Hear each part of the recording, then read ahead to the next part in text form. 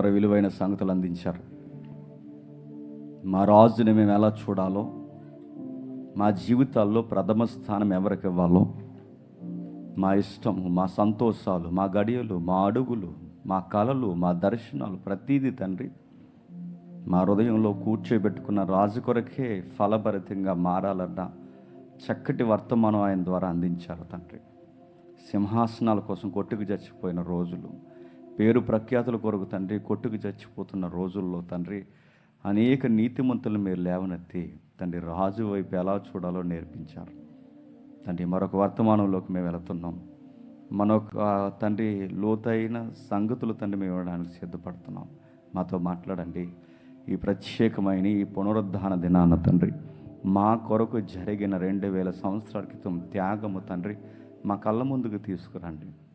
మా హృదయాలను తట్టండి. మా కళ్ళగుడ్డుల్లో, మా కనుగుడ్డుల్లో నుంచి తండ్రి నిత్యత్వపు ముద్రలు ముద్రించండి తండ్రి. ఎలా చూడాలో మా రాజు మా కొరకు చేసిన కార్యం ఏంటో ఒక్కసారి మాకు జ్ఞాపకం చేస్తారని కోరుతూ క్రీస్తు నామాన్ని ప్రార్థన సమర్పిస్తున్నాము తండ్రి. ఆమేన్. జాగ్రత్త కొన్ని సంగతులు విందాం. యెషయా గ్రంథం 53వ అధ్యాయం. యెషయా గ్రంథం 53వ అధ్యాయం 2వ వచనం నుండి. లేత మొక్క వలెను, ఎండిన భూమిలో మొలిసిన మొక్క వలెను అతడు ఆయన ఎదుట పెరిగను, అతనికి స్వరూపమైనను సొగసైనను లేదు, మనం ఆయన చూసి అపేక్షించినట్లుగా అతని యందు ఏ స్వరూపము లేదు. ఆగుతాం. ఎందుకో కొన్ని వచనాలు చదువుతున్నప్పుడు ఎన్నిసార్లు చదివినా భారభరితంగా అనిపిస్తాయి. ముఖ్యంగా మన మెస్సియాను గూర్చి, మన రక్షకుని గూర్చి మనం చదువుకున్నప్పుడు నువ్వు మనసు పెట్టి చదివితే నీ కళ్ళకి కంట తడి స్టార్ట్ అవుతుంది. ఎవరో ఒక బిడ్డ సండే స్కూల్ టీచర్ని క్వశ్చన్ అడిగాడు. ఆ సండే స్కూల్ టీచర్ని ప్రశ్నిస్తూ ఇలా అడిగాడు, మేడం, దేవుడు లోకాన్ని ఎంతో ప్రేమించాడు, దేవుడు లోకాన్ని ఎంతో ప్రేమించాడని మీరు చెప్తున్నారు. దేవుడు లోకాన్ని ఎంత ప్రేమించారని అడిగితే మీరు నాకు ప్రతిసారి చెప్పే పదం తన కుమారుడిని లోకం కొరకు బలేశాడు అని. నాకు పెద్ద ప్రశ్న మేడం. నా చిన్న మెదడులోంచి నాకు వస్తున్న ప్రశ్న ఏంటంటే, నిజంగా దేవుడు లోకాన్ని అంత ప్రేమిస్తే ఆ లోకం కొరకు ఆయన చనిపోవాలి కానీ తన కుమారుడు చనిపోయేటి మేడం అని అడిగాడు. ఆ చిన్న బాబుకు వచ్చిన ప్రశ్న ఈరోజు అనేక మంది వయసు మళ్ళిన వారికి రాకపోవడం విడ్డూరం. ఆ చిన్న పిల్లోడు అడిగాడు ప్రశ్న ఏమనంటే, దేవుడు లోకాన్ని అంత ప్రేమిస్తే దేవుడే చనిపోవాలి కానీ దేవుని కుమారుడు చనిపోవడం ఏంటి? ఆ మేడం మురిసిపోయింది, నవ్వుకుంది. దేవా, ఈ చిన్న బిడ్డకి ఇంత నిండు మనసునిచ్చినందుకు నీకు స్తుతులు చెల్లిస్తున్నానని చాలా గర్వపడింది. అప్పుడు అందే, నాన్న నీకు విషయం చెప్పాలి. దేవునికి ప్రాణం ఉంటే ఆ ప్రాణం కన్నా దేవుడు ప్రేమించే వ్యక్తి ఎవరైనా ఈ విశ్వంలో ఉంటే ఆ ప్రాణం కన్నా ఎక్కువైన ఒకే ఒక వ్యక్తి తన జ్యేష్ఠ కుమారుడు. తన ప్రాణం కన్నా ఎక్కువైన తన జ్యేష్ఠ కుమారుడిని లోకానికి బలిచ్చాడంటే ప్రాణం కన్నా ఆయన దృష్టిలో గొప్పదేంటో తెలుసా? తన కుమారుడే గొప్ప. అందుకే ఈ లోకం కొరకు తన కుమారుని బలిగా ఇచ్చాడు. తన కుమారుని, తన ప్రాణం కన్నా గొప్పదైన తన కుమారుడైన ప్రాణాన్ని పెట్టాడు. దగ్గరుండి అధ్యక్షత చేశాడు. దగ్గరుండి ఆయనే నడిపించాడు. ఎంత దగ్గరుండి నడిపించాడు? స్వరూపమైనను సొగసైనను లేనంతగా ఆయన నలిపేశాడు. వింతైన పరిస్థితులు రమోజ్ చేయబడ్డాయి. చూడ్డానికి అంత అట్రాక్షన్గా లేడట. పుట్టినప్పుడు బాలయేసుడిగా తెలుసు, పెరిగినప్పుడు 12 ఏళ్ల బిడ్డగా తెలుసు, ఆయన తిరుగుతున్నప్పుడు స్వస్థతలు చేసే గొప్ప బోధకుడిగా, స్వస్థపరిచే దేవుడిగా తెలుసు. కానీ ఇక్కడ రాయబడుతున్న 53వ అధ్యాయం అనగానే ఎప్పుడు గుర్తుపెట్టుకోండి, నలిపేసిన శిలువ సందర్భం ఘట్టం రాయబడింది అక్కడ. అది సిలువకు సంబంధించిన కేస్ స్టడీ. అది సిలువకు సంబంధించిన కేస్ స్టడీ. అంటే ఇంకా నేరం జరగకముందే, ఇంకా ఆయన బలి కాకముందే, ఇంకా ఆయనకి ఇంకా ఏ వధ సిద్ధం కాకముందే ఏం జరగబోతుందో భవిష్యత్ తిరిగిన దేవుడు తన బిడ్డ జీవితంలో జరగబోయే, ఈ లోకంలో జరగబోయే క్రైమ్ రికార్డ్ అంతా యెషయా రికార్డ్ చేశాడు. తన కొడుకుని ఈ లోకం ఎంతగా నలిపేయబోతుందో రాశాడు. చూడటానికి అంత అందంగా ఏముండో. ఎందుకు అందంగా ఉండడంటే ఆయన చెక్కిళ్ళను పూర్తిగా నలగొట్టేస్తారు. ఆయన వీపు చూడడానికి అంత అట్రాక్షన్గా ఉండదు. ఆయన నలిపేస్తారు, ఎముకలు కనబడేలా కొట్టేస్తారు. ఇదే యెషయా గ్రంథం రాస్తూ ఈ రక్షకుని గూర్చి నాగలతో ఈపిని దున్నేసినట్టు దున్నేశారట.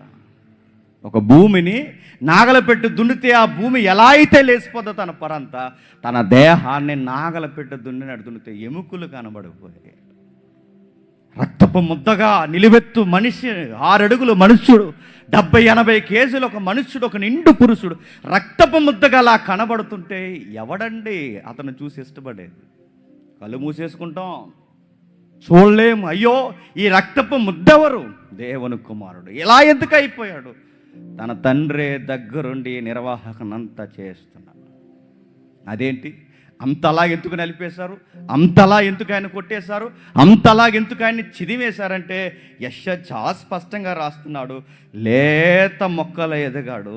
ఆ లేత మొక్క ఇంకా నడిప్రాయంలో ఉండగానే ఈ లోకం ఆ మొక్కను చిదివేసింది. ఎండిన భూమిలో లేత మొక్కగా ఉన్నది ఆయన అయితే ఆ లేత మొక్కని చిదిమేశారు, నలిపేశారు. ఏ లోకం కొరకైతే వచ్చాడో ఆ లోకం ఆయన్ని భయంకరంగా అవమానించింది. అపేక్షించడానికి, చూడడానికి ఇష్టపడలేనంత సొగసు లేదు ఆయనకి. మనం అనుకుంటాం ఇమేజ్లో యేసుప్రభు వారు ఇలా చక్కగా 2 చేతులు జాసి ఆయన సిలువు గుర్తులు చూపిస్తూ స్టైల్గా అంటున్నా. అలా లేదండి, బైబిల్ అలా చెప్పట్లేదు. మీరు ఇంటికి వెళ్ళిన తర్వాత చదవండి. ఆ స్త్రీలు ఆమెడ దూరాన్ని చూస్తుండగా కొన్ని రికార్డ్స్ ఇలా రాయబడ్డాయి. ఆమెడ దూరాన్ని చూస్తుండగా ఒక అడ్డు వస్త్రం తప్ప మిగిలిన వస్త్రాలన్నీ తీసేశారట. మీరు ఊహించుకోండి, ఆయన అలా ఊహించుకోండి ఒకసారి. ఆ ఇమేజ్లు వేస్తున్నారు చూడండి. స్త్రీలందరూ చూస్తుండగానే అడుగుతానండి, ఎవరైనా చుట్టాలు మన ఇంటికి వచ్చినప్పుడు పై బట్ట ఇప్పాలంటే మనకు సిగ్గేస్తారు.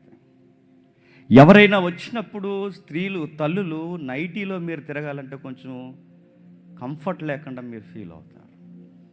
ఎవరైనా కొత్తవారు, ఎవరైనా చుట్టాలు మన ఇంటికి వస్తే మన వస్త్రాలు లేకుండా ఏంటంటే ఇంటిలో నైటీ లేదంటే నైట్ టైం వేసుకునే వస్త్రాలు వేసుకునే వాళ్ళ ముందు తిరగాలంటే ఇబ్బంది అవుద్దే.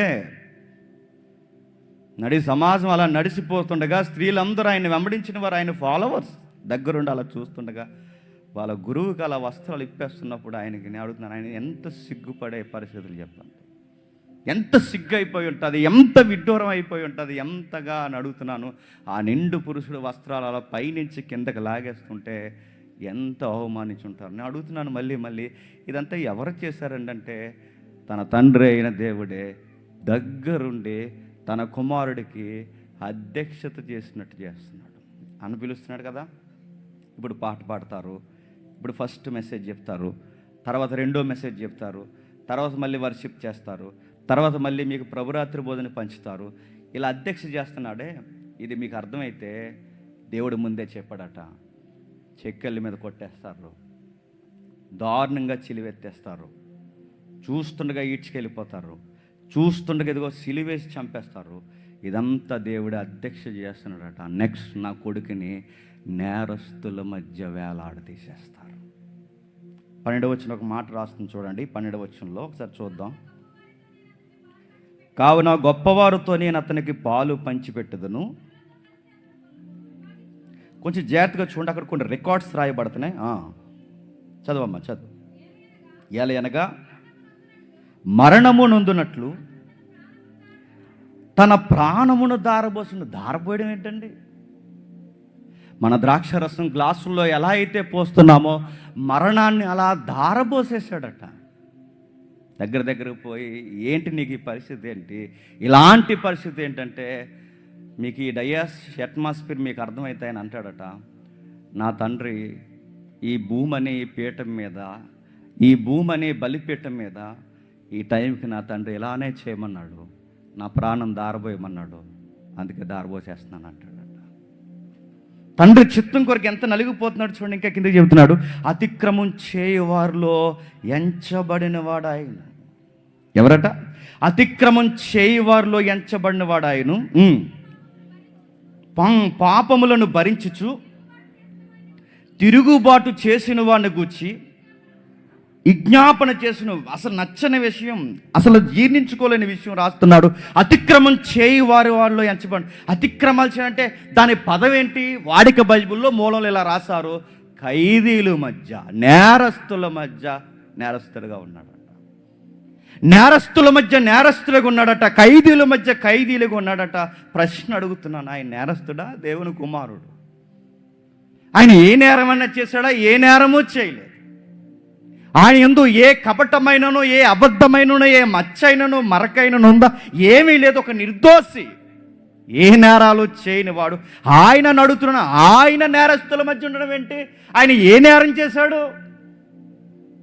ఆయన నేరస్తుడిగా తన తండ్రి దగ్గరుండే, ఇదిగో అటువైపు ఒక దొంగ, ఇటువైపు ఒక దొంగ, అటువైపు ఒక నేరస్తుడు, ఇటువైపు ఒక నేరస్తుడు, ఆ మధ్యలో ఉన్న వ్యక్తి కూడా నేరస్తుడిగా వేలాడతీయండి. తండ్రే పర్మిషన్ ఇచ్చేశాడట. జీర్ణించుకోలేని మాట, మనసు ఒప్పుకోని మాట.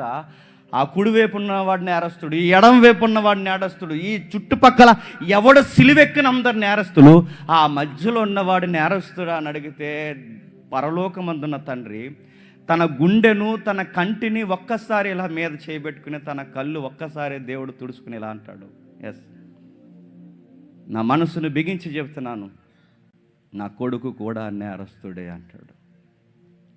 అదేంటి తండ్రి, ఈ భూమి మీద పరిశుద్ధుడు ఎవరైనా ఉన్నారంటే నీ సుతుడేగా, ఆయన నేరస్తుడు ఏంటి తండ్రి అంటే, దేవుడు అన్నాడు, ఈ లోకమును నేను ఎంతో ప్రేమిస్తున్నాను కనుక, నేను ఎవరినైతే ప్రేమిస్తున్నానో వాళ్ళే పాపాలు చేశారు కనుక, నా ప్రేమ స్వచ్ఛమైందని చెప్పడానికి, మీ ప్రేమకు ప్రతీకగా నేను మిమ్మల్ని ప్రేమిస్తున్నాను ప్రతీకగా, మిమ్మల్ని కడగడానికి, నేరస్తులైన మిమ్మలను పరిశుద్ధులుగా మార్చడానికి నా ప్రాణం కన్నా ఎక్కువైన నా కొడుకుని నేరస్తుని చేశారన్నాడు. నేను అడుగుతున్నాను, అటువైపు దొంగ, ఇటువైపు దొంగ, సిలువెక్కిన వాళ్ళందరూ దొంగలు, ఆ మధ్యలో ఉన్న సిలువ అది దొంగ స్థానం. ఆ దొంగలు ఎవరండి అని అడిగితే చెప్పండి, మనమేనండి ఆ దొంగలు. వ్యభిచారులు, అబద్ధికులు, దోచుకుని వారు, మాట మీద నిజాయితీ లేని వాళ్ళను, ఒక్క పని దేవునికి నమ్మకంగా లేని వాళ్ళను నేను అడుగుతున్నాను, నడినెత్తి మొదలుకొని అరికాలు వరకు దేవుణ్ణి ఏ విధముగా సంతోషింపచేయలేనంత దొంగలు. దొరల్లా కూర్చున్నాం, చక్కగా తిరుగుతున్నాం, 3 పూటలు తింటున్నాం, చక్కగా ఉంటున్నాం. ఇంత జడ్జి హోదా ఎలా వచ్చిందో తెలుసా? నీ నా స్థానంలోకి మధ్యలోకి ఆయన వెళ్ళాడు. గుర్తుపెట్టుకో, నీ నా స్థానంలోనికి వెళ్ళాడు. ఎవరు చేస్తున్నారు ఇదంతా? ఈ ఈ ఈ కార్యాన్ని ఇంత క్రమంగా నడిపిస్తున్నది ఎవరంటే దేవుడే. దగ్గరుండి అధ్యక్ష చేస్తున్నది దేవుడే. కొరడాలు ఎప్పుడు కొట్టాలో రాయించింది దేవుడే, ఎప్పుడు మేకలు కొట్టాలో రాయించింది దేవుడే, ఎప్పుడు ఆయన్ని సిలువకి ఎక్కించాలో రాయించింది దేవుడే, ఎప్పుడు నేరస్తుల స్థానంలో పెట్టాలో రాయించింది దేవుడు. ఒక్కటేంటి, ప్రతిదీ దగ్గరుండి చేయించింది ఆయనే. అధ్యక్ష చేస్తున్నాడు, ఇలా చెయ్యండి, ఇలా చెయ్యండి, ఇలా చెయ్యండి, ఇలా చెయ్యండి అని. యేసు ప్రభు గురించి మళ్ళీ అడుగుతున్నానండి, ఆయన పుట్టుకలో గౌరవం లేదండి ఆయనకి. పశువులో పాక ఎలకం చెప్పింది ఆయనకి. ఆయన పుట్టుకలో గౌరవం లేదు, చివరికి ఆయన పుట్టుకలో ఎలాగూ గౌరవం లేదు. మరి మరణంలో అసలు గౌరవం లేదు. పుట్టుకలోనే గౌరవం లేదు, మరణంలోనే గౌరవం లేదు. ఏమి గౌరవించారు చెప్పండి? పుట్టుకలో ఈ లోకం ఆయనకి ఇచ్చిన గిఫ్ట్ పశువుల పాక, మరణంలో ఆయనకి ఇచ్చిన బహుమానం, ఈ లోకం ఇచ్చిన బహుమానం ఏంటో తెలుసా? వస్త్రాలు తీసేసి, ఉమ్ములు వేసేసి, 5 కిలోమీటర్లు పచ్చిమ్రాను, 100 కేజీల పచ్చిమ్రాను భుజాన వేసి ఊరేగించి పైకి తీసుకెళ్ళి అక్కడ వేలాడి తీసిన తర్వాత ఎటకారం ఎంత చేశారో తెలుసా? నువ్వు దేవుని కుమారుడు అయితే దిగురా. అది ఆయనకి ఇచ్చిన గౌరవం. ఎవరిని ప్రేమించానని వచ్చాడో, ఎవరి కోసమైతే తండ్రి చిత్తం నెరవేర్చడానికి వచ్చాడో వాళ్ళే ఘోరంగా ఘోరంగా ఘోరంగా అవమానించారు. పుట్టుకలోనూ గౌరవం లేదు, చివరికి గిట్టేటప్పుడు కూడా గౌరవం లేదు. ఒక అవమానకరమైన స్థానంలో ఆయన నిలబడ్డాడు. ఒక భయంకరమైన స్థానంలో ఆయన నిలబడ్డాడు. ఎందుకు నిలబడ్డాడంటే, అవమానకరమైన స్థానం నీది నాదే. లోకం చూస్తుంది పోతుంది, లోకం చూస్తుంది పోతుంది. కానీ విచిత్రం ఏంటో, ఈ సీను లేదా ఈ పరిస్థితి దివారాత్రులు బైబిల్ చదివి ప్రజలకు బోధిస్తున్న ఆ పరిచయలకి, శాస్త్రులకు అర్థమైందో లేదో నాకు తెలియదు. కానీ పండిపోయి పెద్దలు మనం చెప్పుకున్న వాళ్ళ బుర్రలకు ఎక్కిందో లేదో తెలియదు. కానీ మేధావులు, అధికారులు అని చెప్పి తగినిందే తోసిందే ఇదే పెద్ద జడ్జిమెంట్ అని తీర్పులు చెప్పి ఆ మేకపోత గాంభీర్యం ఉన్న ఆ మోతుబర్లకు అర్థమైందో లేదో తెలియదు. కానీ నేరస్తుడికి అర్థమైంది. చాలా కేసులు చూసాం, చాలా నేర ప్రవృత్తిని చూసాం. కొడితే తిట్టే వాళ్ళని చూసాం, అంటే తిట్టే వాళ్ళని చూసాం, ముఖం మీద ఉమ్మేసే వాళ్ళని చూసాం, ఏదన్నా గాయం చేస్తే మా కుటుంబానికి శాపాలు పెట్టే వాళ్ళని చూసాం. మనకు ప్రతికూలంగా ఎవడైనా ఒక మాట అంటే నువ్వు చెప్పొచ్చావులేరా అనేవాళ్ళని చూసాం. ఎంత మేలు చేసినా, ఎంత మేలు జరిగించినా, ఎన్ని క్రియలు జరిగించినా చివరికి ఏదన్నా చిన్నది తేడా వస్తే తిరగబడిపోయి ఎన్ని పోటు చేసే వాళ్ళని చూసాం.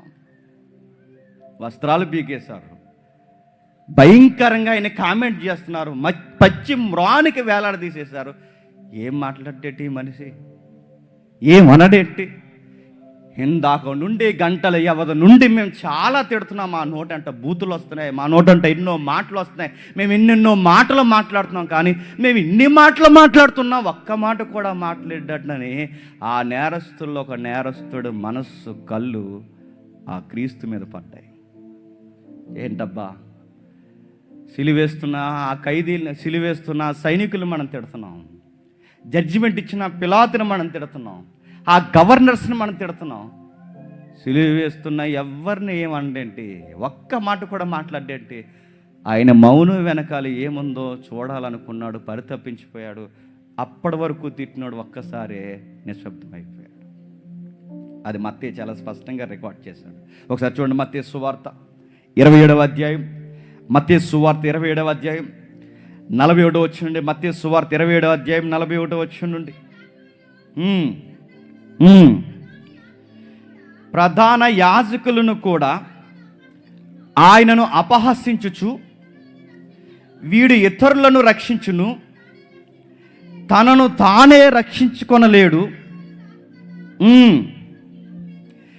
ఇప్పుడు సిలువ మీద నుండి దిగిన ఎడల అతని నమ్ముదుము, వారు దేవుని యందలి విశ్వాసముంచెను, ఆయనకిష్టుడైతే ఆయన ఇప్పుడు ఇతన్ని తప్పించినని చెప్పిరి. ఆయనతో కూడా సిలువ వేయబడిన బందిపోటు దొంగలు, ఒకడే కదండి, బందిపోటు దొంగలు ఇద్దరు కూడా ఎవరిని తిడుతున్నారట? మీరు ఊహించుకోండి. దారింటి పోయే వాళ్ళు తిడుతున్నారు, శాస్త్రులు తిడుతున్నారు, ప్రధానులు తిడుతున్నారు, మంత్రులు తిడుతున్నారు, చివరికి అదే శిక్షలో ఉన్న దొంగలిద్దరూ తిడుతున్నారు. వాళ్ళిద్దరూ మాట్లాడుతున్నారు. ఇద్దరు కూడా ఏమంటున్నారు? నువ్వు దేవుని కుమారుడు అయితే, నిజముగా దేవుడి తనను ప్రేమిస్తే, మీకు అర్థమవుతున్నా లోకం యొక్క వ్యూ ఎలా ఉందో? లోకం ఎప్పుడు ఏం మాట్లాడుకుంటూ తెలుసా? దేవుని పిల్లలకి ఏమీ జరగకూడదు, దేవుని పిల్లలకి సీమ కూడా చిటిక్కు మనకూడదు, దేవుని పిల్లల పాదాలకి రాయి కూడా తగలకూడదు. ఈ డైలాగులన్నీ ఎవరు కొడతారు చెప్పినా? సాతానుగాడు కొడతాడు. అదే డైలాగులు మళ్ళీ ఎవరు కొడతారు చెప్పినా? ఆడి సంతానం కొడతాడు. దేవుణ్ణి నమ్ముకుంటే ఏం జరగదు అనుకోకండి. దేవుణ్ణి నమ్ముకుంటే ఏ గాయం తగలదు అనుకోకండి. లోకం అదే మాట్లాడింది. ఈ లోకానికి అధిపతి అయిన సాతానుగాడు అదే మాట్లాడతాడు. నువ్వు దేవుని కుమారుడుగా, నీకు రాళ్ళు తగలకూడదుగా, నీకు దేవుని కుమారుడుగా దేవాలయం నుంచి దూకు, నీకేమీ కాదుగా. ఎవడండి ఈ స్టేట్మెంట్లు ఇచ్చేది? వాడు. అలాంటి స్టేట్మెంట్లు దీవెనలుగా మారుస్తున్నది ఈరోజు బోధకులు. దేవుణ్ణి నమ్ముకుంటే ఏమీ కాదు. ఎవరన్నారు ఏమీ కాదు? ప్రాణాలు పోతాయి, కుటుంబాలు పోతాయి, జీవితం అల్లకల్లోలం అయిపోద్ది. ఈ దేవుణ్ణి నమ్ముకుంటే ఏమవుతుందంటే ఒకరోజు ఉంటావో పోతావో తెలియని రోజులు కూడా నీకు రావచ్చు. దేవుడు ప్రేమిస్తే ఇలా జరగదండి, దేవుడు ప్రేమిస్తే ఇలా. ఎవరన్నారు? దేవుడు ప్రేమిస్తే లైఫ్ ఇలానే జరుగుద్ది. నిందలు, అవమానాలు, బాధలు, ఇక్కట్లు, ఇబ్బందులు, భయంకరమైన ఉమ్ములు, ఎలివేతలు. ఎందుకు ప్రభువా ఇంతలా చేస్తున్నావంటే దేవుడు అన్నాడు, నా కుమారుడు నేను ఎంతో ప్రేమిస్తాను కనుక నాకు ఇష్టమైన కుమారులను నేను ఏం చేస్తాను అన్నాడండి? నలగా కొడతానన్నాడు. తన కుమారుడిని ఆయన ఇష్టపడ్డాడు కనుక నలగ కొడుతున్నాడు. ఈ సీన్ అంతా దొంగ చూస్తున్నాడు. వాడు అన్నాడు, ఇందాక నుంచి మన తిడుతున్నా, కనీసం రిప్లై కూడా ఇవ్వలేదు, ఒక్క మాట కూడా అనలేదు, ఏమీ అనడం లేదు. ఆలోచించడం మొదలుపెట్టాడు. దారంట పోయే వాళ్ళు మనం అందరం తిడుతున్నామే, అందరం తిడుతున్నప్పుడు ఏమనడేంటి? ఆలోచనలో పడిపోయాడు. ఆలోచించడం మొదలుపెట్టాడు. ఆలోచిస్తుండగా 27వ అధ్యాయంకి వచ్చేసరికి ఒక విషయం మనకు కనబడుతుంది. అదే మత్తయి సువార్త 27వ అధ్యాయం 38 వచ్చి నుంచి చూడండి. అదే మత్తయి సువార్త 27వ అధ్యాయం 38 వచ్చి నుండి.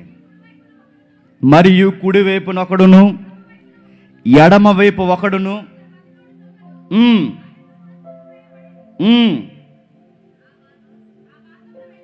ఇక్కడ ఎవరైనా చదవండి, ఏదికి మీద కానీ మీరు కానీ ఎవరు చదవండి. మీరు ఆగండి అమ్మా, మీరు చదవండి ఎవరెవరు ఏదికి మీద ఉన్న ఎవరు చదవండి. మరియు కుడి వైపున ఒకడును ఎడమ వైపు ఒకడును ఇద్దరు బందిపోటు దొంగలు ఆయనతో కూడా సిలువ వేయబడిరి. ఆ మార్గమున వెళ్ళుచుండిన వారు దేవాలయమును పడగొట్టి 3 దినములలో కట్టువాడా, నిన్ను నీవే రక్షించుకొనుము, నీవు దేవుని కుమారుడివైతే సిలువ మీద నుండి దిగమని చెప్పుచు ఆయనను దూషించిరి. అలాగే ప్రధాన యాజకులను కూడా ఆయనను అపహసించి, వీడు ఇతరులను రక్షించును, తనను తానే రక్షించుకొనలేడని ఇప్పుడు దిగిన ఎడల వాణిని నమ్ముదుము. ఏమని రాస్తున్నారండి? ఏ సువార్తను కలపండి, విచిత్రమైన రికార్డ్ చేయబడ్డాయి. ఏమని రాస్తున్నాడు చూడండి, ఏమని మాట్లాడుతున్నాడు చూడండి. ఇదిగో ఆయనను గూర్చి ఎద్దేవ చేస్తున్నది శాస్త్రులు ఉన్నారట, పెద్దలు ఉన్నారట, సామాన్యులు ఉన్నారట, దారిడిపోయే ప్రతి ఒక్కరు ఉన్నారట, చిన్నోళ్ళు పెద్దోళ్ళు, నన్ను అడిగితే బహుశా స్త్రీలు, అందరూ ఆయన్ని ఎటకారం చేస్తారట. దేవుడి కుమారుడు అయితే దిగురా, దేవుడి కుమారుడు అయితే దిగురా, దేవుడి కుమారుడు అయితే దిగురా. రివర్స్ ఏంటో తెలుసా? దేవుడు కుమారుడు గనకే దిగురాడు. దేవుడు కుమారుడు గనకే లోక పాపాల కొరకు సిలువెక్కాడు. దేవుడు కుమారుడు గనకే ఈ లోకపు భారాన్ని మీదేసుకున్నాడు. దేవుని కుమారుడు గనకే దిగురాడు. దేవుని కుమారుడు కాని సాతాను కుమారులు ఏమంటారు తెలుసా? మాకేమీ జరగకూడదు, మాకే నొప్పి ఉండకూడదు, మేము ఇతరుల యొక్క బాధలు కానీ ఇతరుల యొక్క ఇబ్బందులు కానీ మేము ఏది భరించో, మాకు అన్నీ చక్కగా సాగిపోవాలని సాతాను బిడ్డలు మాత్రమే మాట్లాడతారు. దేవుని బిడ్డలు ఏమంటారు తెలుసా? శ్రమలలో కూడా దేవుని చిత్తమే సిద్ధించునుగాక అంటారు. నేరస్తుడు చూస్తున్నాడు, విచిత్రమైన మాటలు పలుకుతున్నాడు, తట్టుకోలేకపోయాడు. లూకా సువార్తకి వెళ్ళేసరికి అంటాడు, అయ్యా నీకు విషయం చెప్పాలి, నీతో కొన్ని మాటలు నేను మాట్లాడాలి, కొన్ని విషయాలు మీతో నేను డిస్కషన్ చేయాలి. నాకు అర్థమవుతుంది ఇది మాకు తగినదే, ఇది మీకు తగదు, ఇది మాకు తగిన కార్యక్రమం, ఇది మీకు తగదు. అయినా నాకు అర్థమవుతుంది మిమ్మల్ని ఇలా హింసించడం మీకు తగిన కార్యక్రమం కాదు. నేను అబ్జర్వ్ చేస్తున్నాను, చూస్తున్నాను, మీ గురించి నేను ఎక్కడో విన్నాను, ఆ వినిన సందర్భం ఇప్పుడు కల్లారా చూస్తున్నాను. నాకు అర్థమవుతుంది నన్ను మర్చిపోవద్దు ప్రభువా అన్నాడు. విచిత్రంగా స్టేట్మెంట్ చదువుతుంటే మనకు అనిపిస్తుంది ఏం హోప్ ఉందని ఆ దొంగ నమ్మాడండి, ఏం అవకాశం ఉందని ఆ దొంగ నమ్మాడండి. అసలు ఎలాంటి టైంలో దొంగ నమ్ముతున్నాడండి? ఎలా టైంలో నమ్ముతున్నాడు తెలుసా? యేసు ప్రభువారిని భయంకరంగా ట్రోల్ చేస్తున్నారు, మన భాషలో మాట్లాడాలంటే. అలాంటి టైంలో యేసు ప్రభువారు నమ్మారు. ఈ జనరేషన్లో యేసు ప్రభువారు పుడితే ఆయన మీద రీల్స్ చేస్తే అడుగుతున్నాను, ఆయన బలంగా నమ్మే వాళ్ళు ఉన్నారా? 2000 సంవత్సరాల క్రితం పుట్టిన ఆయన మీదే కొన్ని ఎటకారపు వీడియోలు, అనుమానపు వీడియోలు చేస్తే కొంతమంది సిగ్గులేని దైవజనులట మళ్ళీ వెనక్కిపోయారట. కామెంట్ చేశారని, ఆ కామెంట్స్కి వీళ్ళకి ఆన్సర్ దొరకలేదని, ఆ కామెంట్స్ వెనకాల వీళ్ళ విశ్వాసం బలపడలేదని వీళ్ళకు కూడా డౌట్ వచ్చి సేవను సంఘాన్ని వదిలేసి పోయి ఆ భయంకరమైన స్టూడియోలో కూర్చుని ఇంటర్వ్యూలు ఇస్తున్నారండి. కామెంట్లు చేస్తుంటే పోతున్నారు, యేసుప్రభుని మాట అంటే పోతున్నారు. ఈరోజు అడుగుతున్నాను, ఒక్క కామెంట్ చేస్తే ఆ కామెంట్స్ వెనకాల నిలబడాలి ఎంతమంది ఉన్నారు చెప్పండి? యేసుప్రభు వారికి పెళ్ళి అయిందంటాడు ఒకడు, యేసుప్రభు వారు కాశ్మీర్ వచ్చాడంటాడు ఒకడు, లేదు మా చుట్టాలు ఇంకా బతికి ఉన్నారు, వాళ్ళకి మాకు రిలేషన్స్ ఉన్నాయని అంటాడు ఒకడు, ఎక్కడో ఫిలిప్పి ప్రాంతానికి పోయాడంటాడు ఒకడు, లండన్ వచ్చాడంటాడు ఒకడు, ఎక్కడికి వచ్చాడంటాడు ఒకడు, ఇండియాకి వచ్చాడంటాడు ఒకడు, తమిళనాడు వచ్చాడంటాడు ఒకడు. ఇన్నిటి మధ్య నువ్వు ఇలాంటి చెత్తంతా విని ఇలాంటి కామెంట్లన్నీ విని నువ్వు మా దగ్గరకు వచ్చి ప్రశ్నలు అడుగుతావు, నిజమేనంటావా అన్నయ్య అని నేను అడుగుతున్నాను. ఈ రీల్స్కి ఇలాగ అయిపోతున్నావు, ఈ రీల్స్కి నువ్వు ఇలా అయిపోతున్నావు. ఆ రోజు నువ్వు సిలువ ముందుంటే యేసుప్రభు నమ్మేవాడువా? ఈ రీల్స్కి ఎలా అయిపోతున్నావి, ఈ కామెంట్లకి ఎలా అయిపోతున్నావి? డైరెక్ట్గా ఆ రోజు సమకాలీన ప్రజలు ఆయన చాలా ఎటకారం చేస్తున్నారు. ఆ రోజు నువ్వు ఉంటే వాళ్ళతో పాటు నువ్వు కూడా ఏదో అనేసి వెళ్ళిపోతావు ఆయన్ని. చిన్న మాటలకే, అవగాహన లేని మాటలకే, ఆధారం లేని మాటలు మాట్లాడిన వాడు, ఆ మాటలకే నీ ప్రభు మీద నీకు అపనమ్మకం వస్తే ఆ రోజు డైరెక్ట్ కామెంట్ చేస్తున్నారు. డైరెక్ట్గా ఆధారం చూపించు. నువ్వు దేవుని కుమారుడు అయితే దిగిరా, నువ్వు దేవుని కుమారుడు అయితే మాతో మాట్లాడు, నువ్వు దేవుని కుమారుడు అయితే నిన్ను నువ్వు కాపాడుకుని మిగిలిన వారిని కాపాడు, నువ్వు దేవుని కుమారుడు అయితే కనుపరుచుకో. శత్రువులు కేకలేస్తున్నారు. మరో మాట, ఆయన స్నేహితులు అన్నవారు అందరూ దగ్గర లేరన్న బాధ కన్నా భయంకరమైన బాధ ఏంటో తెలుసా? ఆయనకి మాకు సంబంధం లేదండి, ఆయన గురించి మమ్మల్ని అడగకండి అన్నారు. ఈ మాటలు మీకు ఎలా ఉంటుందో తెలియదు, కానీ మీ ఫ్రెండ్స్ ఎవరైనా ఇలాంటి మాటలు మీరు నష్టపోయినప్పుడు మాట్లాడారు అనుకోండి, అప్పుడు తెలుస్తుంది ఆ భారం ఏంటో. ఆ ఫ్రెండ్ ముఖ్యమైన స్నేహితులు ఉన్నారు ఆయనకి. ఆ స్నేహితుల్లో పేతురు ఇలాంటి శిష్యులు ఉన్నారు, యోహాన్ లాంటి వారు ఉన్నారు. మీరు ఆయన తాలూకేగా, ఆయన ఫ్రెండ్సేగా, నువ్వు అలా అంటే ఆ గలలియ టీం మెంబర్వేగా అని అడిగితే కేఫా అన్నాడట, నో నో నో నో, ఆయన ఎవరో నాకు తెలియదు. ఫ్రెండ్స్ అన్నారట, ఆయన ప్రాణ స్నేహితులు అన్నారట, ఆయన ఎవరో నాకు తెలియదని. రొమ్మున అనుకున్న యోహాను వస్త్రాలు వదిలి పారిపోయాడని రాయబడింది బైబిల్లో. ఒక్కొక్కరు ఒక్కొక్క దిక్కుకు పోయారు, ఒక్కొక్కరు ఒక ప్రాంతానికి పోయారు. దూరాన్ని నిలబడి ఎక్కడెక్కడో చూసి ఉన్నట్టు ఆయన ఎవరో మాకు తెలియదని పక్కకు తిప్పేసుకుంటారు. అడుగుతున్నాను, రోజు కూడా మనతో తిరిగి, రోజు మనతో పాటు తిరిగి, రోజు మనతో పాటు ఉండి, రోజు మనతో పాటు సరదాగా తిరిగినోడు మన కష్టం వచ్చే సమయానికి ఆ వ్యక్తి ఎవరో నాకు తెలియదండి, జేమ్స్ ఎవరో నాకు తెలియదు అన్నాడే అనుకోండి, అది సిలువు కన్నా పెద్ద గాయం అండి. అది సిలువు కన్నా భయంకరమైన గాయం. యేసుప్రభువు వారి జీవితాన్ని సిలువ ఒక్క పక్కన బాధ అయితే అన్నిటికన్నా బాధ ఏంటో తెలుసా? ఆయన శత్రువులు భయంకరంగా తిడుతున్నప్పుడు సైడ్ అయిపోయారట. ఈ మాట కరెక్ట్ ఏమో, సైడ్ అయిపోయారట. వీడితో ఉంటే మేము కూడా నష్టపోయేలా ఉన్నాం, క్షమించండి, ఈయనతో ఉంటే మేము కూడా నష్టపోయేలా ఉన్నామని సైడ్ అయిపోయారట. ఇప్పుడు గుర్తుపెట్టుకోండి, లోక స్నేహాలు అలాగే ఉంటాయి. మనం బాగున్నాం అనుకోండి, అందరూ మనతో ఉంటారు. మనకి ఏదైనా జరిగింది అనుకోండి, సైడ్ అయిపోతారు. గుర్తుపెట్టుకోండి. నువ్వేం చేస్తావంటే ముస్తఫా అని తిరుగుతావు. ఆడు ముస్తఫా కదా, ముష్టెత్తిలా చేసేస్తాడేమో అనుకుంటున్నావు. వాడు ఉంటాడనుకోకు. నీకు ఏదన్నా జరగకూడదు జరిగిందంటే అంతకుముందు నేను ఏమంటారో తెలుసా? నాకు తెలుసా, నేను ఫేస్ చేసాను ఇవన్నీ నాకు తెలుసు, అందుకు అడుగుతున్నాను. అంతకుముందు మనం బాగున్నప్పుడు మా జేమ్స్ అన్న వాళ్ళు తెలుసు నాకు. మా మీద భయంకరమైన ఇబ్బంది వచ్చినప్పుడు జేమ్స్ అంటే ఎవరండి, అబ్బాయా అన్నారు. నాకు ఈ రెండు తెలుసు. మళ్ళీ అడుగుతున్నాను, ఈ లోకం ఎలా అంటే తెలుసా? మనం బాగుంటే అందరూ మనతో ఉంటారు, మనకి ఏదైనా జరిగిందనుకోండి దూరం అయిపోతారు. నీకు నాకే కాదు, అవిశక్తిని కూడా దూరం అయిపోయారు. ఎంత దూరం అయిపోయారంటే ఆయన ఎవరో మాకు తెలియదు అన్నారు. శత్రువులు ఎక్కువైపోయారు, స్నేహితులు దూరం అయిపోయారు. జనసమూహం ఏదో ప్రోగ్రామ్కి డబ్బులు తీసుకున్నట్టు మోకుమ్మడిగా వచ్చి కావాలని ఇదేదో ఒక కార్యక్రమం నిర్వహిస్తున్నాం, దీనికి మేము కాంట్రాక్ట్ తీసుకున్నాం అన్నట్టు గుంపులుగా వచ్చి మరీ కామెంట్ చేస్తున్నారంట. ఆయన్ని పిల్లా పాపులతో వచ్చి మరీ కామెంట్ చేస్తున్నారట. ఆయన సామాన్యులకి బాగా వినండి, సామాన్యులు సైతం ఎన్నిక లేనులు కూడా ఆయన్ని భయంకరంగా మాట్లాడుతున్నారట. ఎన్ని కామెంట్స్ జరుగుతున్నాయి. సిలువ మీద బాగా వినండి, సిలువ మీద ఎంత దీనస్థితిలో ఉన్నాడో ఆ టైంలో మళ్ళీ యోహాను వచ్చి లేడప్పటికీ, మళ్ళీ యోహాను వచ్చి లేదా యోహాను శిష్యులు వచ్చి, ఇదిగో లోక పాపాలను మోసుకొని పోవు దేవుని గొర్రెపిల్లంటే ఈ కామెంట్ చేసిన వాళ్ళందరూ పక్క నవ్వుతారు. ఎందుకు నవ్వుతారు చెప్పనా?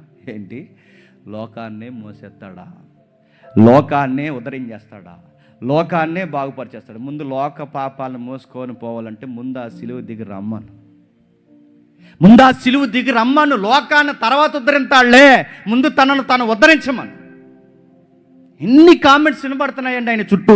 ఇలాంటి పరిస్థితులన్నీ నెలకొన్నాయి ఆయన చుట్టూ. ఇలాంటి భయంకరమైన పరిస్థితులన్నీ ఆయన చుట్టూ నెలకొన్నప్పుడు అక్కడ మాట్లాడుతున్న స్వరం ఏంటో తెలుసా? ప్రభువా నన్ను జ్ఞాపకం చేసుకో అన్నాడు. సిలువ మీద దొంగ నన్ను అడిగితే మనకన్నా మంచి దొంగ, మనం కనబడిన దొంగలం, మనకన్నా మంచి దొంగ, మంచోడు. ఆయన పేరు దొంగేమో కానీ, ఆయన అడ్రస్ దొంగేమో కానీ, నేను మళ్ళీ అడుగుతున్నాను, ఆయన చాలా మంచోడు. దొంగ అనడానికి మళ్ళీ అడుగుతున్నాను, మనమే దొంగలం, మనమే దుర్మార్గులు, మనమే మళ్ళీ చెప్తున్నాను ఆయన దృష్టికి ఏమాత్రం ఎన్నిక లేనోళ్ళు. మంచి దొంగ అని కానీ మీకు ఎవడో గుర్తురాకూడదు. మళ్ళీ మంచి దొంగ అంటాడు, దొంగతనాలు చేసే దొంగతనంలో మళ్ళీ మంచి దొంగలు, దిక్కుమాల దొంగలు. ఆ దొంగల కోసం కాదు, మంచి దొంగ అని కానీ మీకు ఎవడో గుర్తురాకూడదు. పూర్వంకాలం బ్లాక్ అండ్ వైట్, మంచి దొంగ అంటే ఏంటో తెలుసా? గుర్తుపెట్టుకో, మారిపోయిన మనుష్యుడు, దేవుడి దగ్గర ఒప్పుకున్న మనుష్యుడు మాట్లాడుతున్నాడు. ఎలాంటి టైంలో నమ్ముతున్నావు? ఎలాంటి టైంలో నమ్ముతున్నావు? స్నేహితులు దగ్గర లేనప్పుడు, నాన్నవారు దగ్గర లేనప్పుడు, ఆయన కూడా రొట్టెలు తినేసి దూరం అయిపోయినప్పుడు, ఆయన పెట్టిన ప్రతి దాన్ని అనుభవించి దూరం అయిపోయినప్పుడు, చివరికి ఆయన వలన స్వస్థతలు పొంది దూరం అయిపోయినప్పుడు, నాన్నవారు ఒక్కరు లేనప్పుడు, ఇంకా బండలు బద్దలవకముందు, ఇంకా సూర్యుడు అదృశ్యం అవ్వకముందు, ఇంకా మేఘముల కమ్మకముందు, ఇంకా ఆ బండలు బద్దలయ్య ఆ శతాధిపతి సాక్ష్యం ఇవ్వకముందు, ఒక్క కార్యము జరగకముందు, నిందలు, అవమానాలు, భయంకరమైన అగౌరవ పరిస్థితులు ఉన్నప్పుడు నమ్మేశాడు. ఏం చూసి నమ్మేవయ్యా? ఏం అర్థమైంది నమ్మేవయ్యా? ఏం గమనించావయ్యా అని అడిగితే బైబిల్ ఆయన గురించి చెప్తుంది, మౌనం వెనకాల చూసి నమ్మేశాడు. ఆ మౌనాన్ని అనుభవిస్తూ నమ్మేశాడు. ఏమని అనుభవిస్తూ నమ్ముతున్నాడో లూకా రికార్డ్ చేశాడు. చూడండి, లూకా సువార్త 23వ అధ్యాయం, లూకా సువార్త 23వ అధ్యాయం 38వ వచనం నుండి చదువుదాం.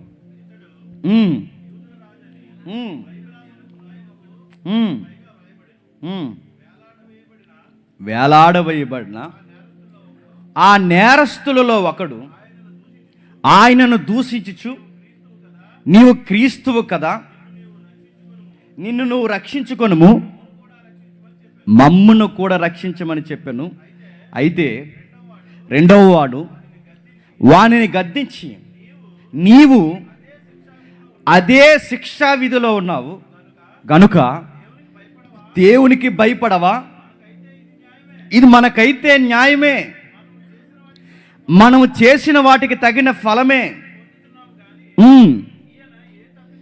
ఈయన ఏ తప్పిదము చేయలేదు అని ఆయనకు చెప్పి, ఆయనను చూసి, మీరు ఆ సీన్ ఊహించుకోండి, ఆయనను చూసి, యేసు, నీవు నీ రాజ్యములోనికి వచ్చినప్పుడు నన్ను జ్ఞాపకము చేసుకొనుము. ఎంత మాట అంటున్నాడు చూడండి. యేసు, నువ్వు నన్ను జ్ఞాపకం చేసుకో. ఆ సిలువ మీద దొంగ వాళ్ళ కళ్ళల్లో ఉన్న ఆ భావజాలాల నిశ్శబ్దం వెనకాల, ఆ మౌనం వెనకాల వాళ్ళ మాటలు సంభాషణ జరుగుతుంది. మాట్లాడుతున్నారు. సిలువ మీద దొంగ అన్నాడట, అయ్యా నీకు విషయం ఈ శాస్త్రులకు అర్థం అవ్వలేదు, ఈ పరిచయులకు అర్థం అవ్వలేదు, నీ స్నేహితులకు అర్థం అవ్వలేదు, నాకు అర్థమవుతుంది, నువ్వు నిజముగా దేవుని కుమారుడివే. నీ రాజ్యంతో వచ్చినప్పుడు నన్ను జ్ఞాపకం చేసుకో. నీ రాజ్యంతో వచ్చినప్పుడు నన్ను జ్ఞాపకం చేసుకో. ఎందుకు విచిత్రంగా ఉంది, ఆయన రాజు నువ్వు ఎలా కన్ఫర్మ్ అయిపోయావు? ఆయన రాజు అని ఎవరో నమ్మలేని టైంలో ఎలా కన్ఫర్మ్ అయిపోయావు? దేవుడు కలిగిస్తున్న మార్పు, దేవుడు తెలిసిన హృదయం, దేవుడు వెలిగించిన చక్కటి మనసు అండి. యేసుప్రభుని ఎవరు భారంగా నమ్ముతారో తెలుసు, ఎవరు పడితే వాళ్ళు నమ్మలేరు. తండ్రి అయిన దేవుడు ఎవరు కళ్ళు తెరుస్తారో వాళ్ళే నమ్మగలరండి. రోజు శాస్త్రాలు చదివిన వాళ్ళ బుర్రకి ఎక్కలేదు, కానీ తీర్పులు ఇచ్చిన పెద్ద మనుషులకు అర్థం అవ్వలేదు. కానీ ఎవరికి అర్థమైందంటే ఒక దొంగకు అర్థమైంది. ఎలాంటి స్థితిలో అర్థమైంది? తనకు అర్థమైంది, ఇక నాకు నిరీక్షణ లేనప్పుడు నువ్వే నాకు దిక్కని నాకు అర్థమైంది. ఎప్పుడో నేను పాత వర్తమానంలో చెప్పాను, ఒకసారి వినండి. ఆ ఏరోదు అన్నవాడు ఎటకారంగా పైన ఒక పలక మీద ఒక పేరు రాసి పెట్టాడట. కావాలని ఎటకారంగా పలక మీద ఒక పేరు రాసి పెట్టాడు. ఆ పేరు ఇలా రాశాడు, యూదుల రాజు. ఏమని? యూదుల రాజు. రాయించినోడు నమ్మలేదు, దగ్గరుండి రాయించిన వారు నమ్మలేదు, ఆ బోర్డు తయారు చేసిన వారు నమ్మలేదు, శిష్యులు నమ్మలేదు, ఆయన రాజు అన్న సంగతి ఎవ్వరు నమ్మలేదు. కానీ ఆ బోర్డు చూసిన ఒకడు మాత్రం నమ్మాడు. ఆ బోర్డు చూసిన ఒక వ్యక్తి మాత్రం బలంగా నమ్మాడు. ఆ బోర్డుకి వేలాడుతున్న ఒక వ్యక్తిని చూసి ఒక వ్యక్తి నమ్మేశాడు. ఆ వ్యక్తి ఎవరో కాదు, సిలువ మీద ఉన్న దొంగ. రాయించిన వాడు నమ్మలేకపోయాడు, ఎటకారంగా రాయించాడు దొంగని. తయారు చేసినవాడు నమ్మలేదు, ఇతను రాజని. ఎవడో నమ్మలేని టైంలో ఆ బోర్డు మీద ఉన్న ఆ మాటకు నెరవేర్పుగా చెబుతున్నది ఎవరు తెలిసి? దొంగ అంటున్నాడు. ఇది ఏ ఉద్దేశంతో రాయించాడో తెలియదు, కానీ నువ్వు నిజముగా రాజువే, నేను నమ్ముతున్నాను. నువ్వు నిజముగా రాజువే, నువ్వు రాజు అని నేను ఎంత బలంగా నమ్ముతున్నానంటే, నువ్వు రాజ్యంతో ఒక రోజు వస్తావు, నీకు ఒక రాజ్యం ఉంది, ఆ రాజ్యంలో నీ పరిపాలన ఉంది, ఆ పరిపాలనలో మృతులను మరలా లేపుతావు.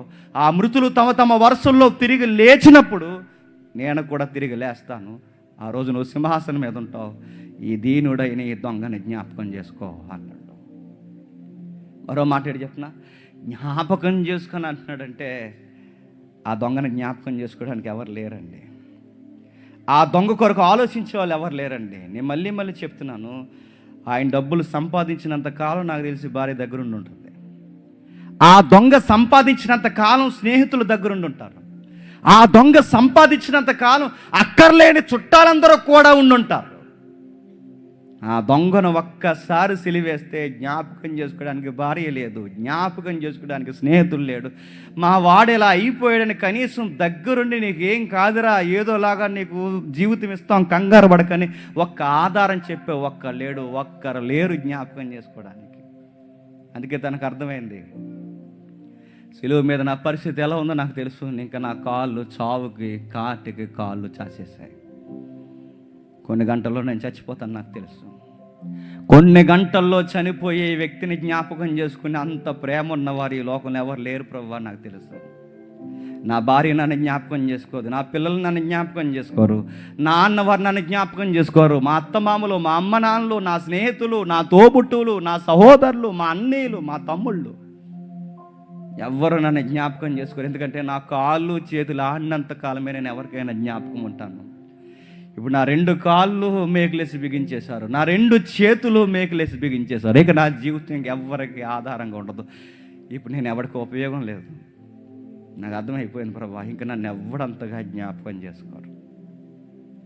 నన్ను జ్ఞాపకం చేసుకుని నేను ఏ ఉపయోగం లేకపోయినా, నా వల్ల ఒక్క పని కూడా జరగకపోయినా, నేను ఎవ్వరికి ఉపయోగం లేకపోయినా, ఉపయోగం లేని వారిని కూడా జ్ఞాపకం చేసుకునే ఒకే ఒక్క దేవుడవు నీవేనయ్యా. నన్ను జ్ఞాపకం చేసుకో. నా భార్య లేదు, నా బిడ్డలు లేరు, నా స్నేహితులు లేరు, నన్ను ఎవ్వరో చూడరు. నాకు అర్థమైంది ఇంకెవరు లేరు. ఇక చస్తే కన్ను మూసి మరో లోకానికి పోతాను. ఒకరోజు వస్తావని నేను విన్నాను, నాకు చూసాయిగా అర్థమైంది.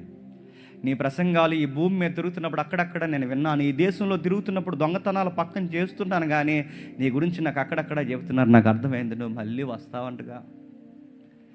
కూడా 3.5 సంవత్సరాలు తిరిగిన శిష్యులు నమ్మారా లేదా కానీ, అప్పుడప్పుడు విన్న ఈ వ్యక్తి మాత్రం యేసు నిజంగానే త్వరగా వస్తాడని ఎలా నమ్మేశాడండి? ఎలాగ అర్థమైందండి? ఎలా స్వీకరించగలిగాడండి? నమ్మేశాడు. నన్ను జ్ఞాపకం చేసుకో ప్లీజ్, నన్ను జ్ఞాపకం చేసుకో. తనకున్న ఆధారంలో నుంచి ఎప్పుడైతే మాట్లాడాడో ఒక మాట అన్నాడు. ఈ దేవుడిని తెలుసుకున్న తర్వాత ఒక విషయం నాకు అర్థమైంది, ఉన్న తక్కువ టైంలో ఆయన గురించి ప్రకటించాలి. మీకు కూడా ఇలాంటి రోజు వస్తుందని గుర్తుపెట్టుకోండి. మన కాళ్ళు చేతులు ఆడని రోజు, మన చేతులు కదలని రోజు, మన కాళ్ళు అడుగులు వేయలేని రోజు, మంచానికి పరిమితమైపోయిన రోజు, ఆ రోజు నీకు అనిపిస్తుంది నన్ను ఎవరు జ్ఞాపకం చేసుకుంటారంటే, నీతో పెళ్లి ప్రమాణాలు చేసినప్పుడు కూడా జ్ఞాపకం చేసుకోరు. గుర్తుపెట్టుకో. వ్యాధి అందునో బాధ అందునో ఉంటాను, ఎక్కడికి వెళ్ళినట్టు ఉడిదే ఏముండరు. కరోనాలో ఎలా ఉన్నారో తెలిసిపోయింది అందరికీ. మళ్ళీ కూడా వస్తుందండి. ఎంతమంది ఉంటారు చూడండి ప్రమాణాలు. ఎవ్వరు ఉండరు అడుగుతున్నాను. ఉంటారు అనుకుంటున్నారా? మంచం పెడితే మూలుగుతున్న వృద్ధుడి దగ్గరికి, మీరు వీడియోలు చూస్తున్నారు లేదో, మూలుగుతున్న వృద్ధుడి దగ్గరికి పోయి గోడల మంచం మేడించి ఆయన కిందికి లాగి మరీ తంతుంది. నువ్వు ఎవడికి ఉపయోగం అని అడుగుతుంది. నీ వల్ల ఎవడికి జ్ఞాపకం? పోతే మా ఇంటికి బరువు దిరిగిపోద్ది. కాళ్ళు ఆడెవడో మీరు చూసారు లేదు, అమ్మ నాన్నకి వయసు అయిపోయి అక్కడ మంచం మీద కూర్చుంటే తిని అడ్డంగా బలిసిపోయిన ఆ గాడిద ఎగిరి వాళ్ళ అమ్మ గుండెల మీద తన్నాడని మీరు చూసారు లేదు. అక్కడి నుంచి ఆ రుద్రాల కింద పడిపోయింది. మీ వల్ల ఉపయోగం లేదు, చచ్చిపోండి అంటున్నాడు వాడు. మీ వల్ల మాకు ఏ ఉపయోగం లేదు, చచ్చిపోండి అంటున్నారు. ఇలాంటి రోజులు మనకు వస్తాయి, గుర్తుపెట్టుకోండి. సులువు మీద దొంగకి వృద్ధాప్యం రాకపోయినా, సులువు మీద దొంగకి కాళ్ళు చేతులు ఎలాగైతే ఆడకుండా బిగిసిపోయాడో, ఆ టైంలో ఎవ్వరు ఆయన ఎత్తుకోలేదు, ఎవ్వరు జ్ఞాపకం చేసుకోలేదు. కానీ చేతగాని దీనస్థితిలో ఉన్న వారిని జ్ఞాపకం చేసుకునే ఒకే ఒక్క దేవుడు ఆ కలవరి గిరి మీద ఏలాడుతున్నాడే, ఆ దేవుడే నేను జ్ఞాపకం చేసుకుంటాడు. నువ్వు సావుకి పరిమితం అయిపోయినప్పుడు నిన్ను జ్ఞాపకం చేసుకునేది ఆ దేవుడే జ్ఞాపకం చేసుకుంటాడు. అందుకే ఆయన జ్ఞాపకం చేసుకుంటాడన్న సంగతి గ్రహించాడు కనుకే ఆ చిన్న గడియల్లో ఒక విషయాన్ని నిర్ణయించుకున్నాడు. ఎవడో ఒకడికి ఊపిరి ఆగిపోయే లోపు ఈయన కూర్చి 4 మాటలు చెప్పాలని ఫిక్స్ అయిపోయాడు. ఎవరికి చెప్పాలి? పక్కన ఇంకొకటి రెడీగా ఉన్నాడు. ఎవడున్నాడు చెప్పండి? తోటి ఖైదీ ఉన్నాడు. అరే మనం దొంగలం రా, ఆయన దొంగలా కనబడుతున్నాడు కానీ దొంగ కాదరా. ఆయన నేరస్తుల్లా కనబడుతున్నాడు కానీ నేరస్తుడు కాదరా. ఆయన ఒక విషయం అర్థం అవుతారా, ఆయన చనిపోతున్నది కూడా మన కోసమేరా. బుద్ధి లేని మాటలు మాట్లాడుకు. మనం తోటి వారిమై ఉండి ఆయన బాధను అర్థం చేసుకోవడానికి బదులు ఆయన్ని నిందిస్తున్నామే. నీకు సాక్ష్యం చెప్పాలి, ఆయన యందు ఏ తప్పిదము లేదు. సువార్త చేసేస్తున్నాడండి, ఆయన యందు ఏ తప్పు లేదు. ఇదిగో సువార్త చేస్తున్నాడు, ఆయన యందు ఏ తప్పు లేదు. మరో సువార్త చేస్తున్నాడు, ఆయన సాక్షాత్తు రాజు. మరో సువార్త చెప్తున్నాడు, ఒక రోజు మళ్ళీ తిరిగి వస్తాడు. మరలా సువార్త చెప్తున్నాడు, మృతులైన వారిని లేపి జ్ఞాపకం చేసుకుంటాడు. ఇదంతా నిమిషాల గడిలో సువార్త చెప్తున్నాడు. 2024 అయింది, 2023 అయింది, 2025లోకి వచ్చారు. బతుకెట్టుకుని ఏ మొఖాన్నైనా 52 వారాలు ప్రతి వారము రొట్టె ద్రాక్షరసం విరుస్తున్నాం. ఇలాంటి ప్రాంతాలకు వచ్చి కూడా రొట్టె ద్రాక్షరసం విరుస్తున్నాం. యేసుప్రభుని నమ్మానని జ్ఞాపకం చేసుకుని బాప్తిస్మం ములిగాం, తేలాం. ఆరోగ్యం బాగుంది, చేతులు బాగున్నాయి, కాళ్ళు బాగున్నాయి, పరిస్థితులు బాగున్నాయి. నీ తోటోలకు ఒక్కడిగా చెబుతున్నావా నీ ప్రభుని కూర్చి? మచ్చలేనోడు మన కొరకు పుట్టాడని ఒక్కడిగా చెబుతున్నావా?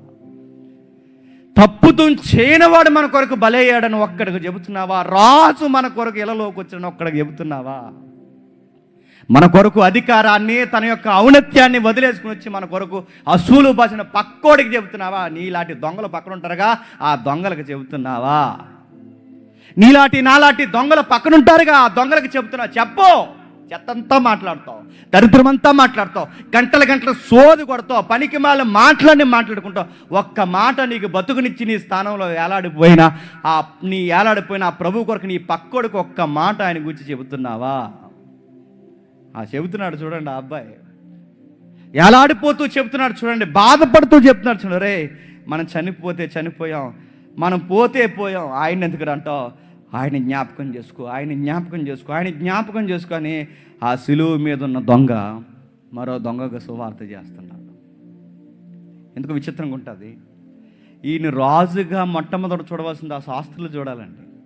ఈయన రాజుగా మొట్టమొదటి చూడాల్సింది ఆ దివారాత్రులు బైబిల్ చదువుతున్న వాళ్ళు చూడాలండి. ఈయన రాజుగా కనపరచవలసిన ఆ ధర్మశాస్త్రుల పండితులు చూడాలండి.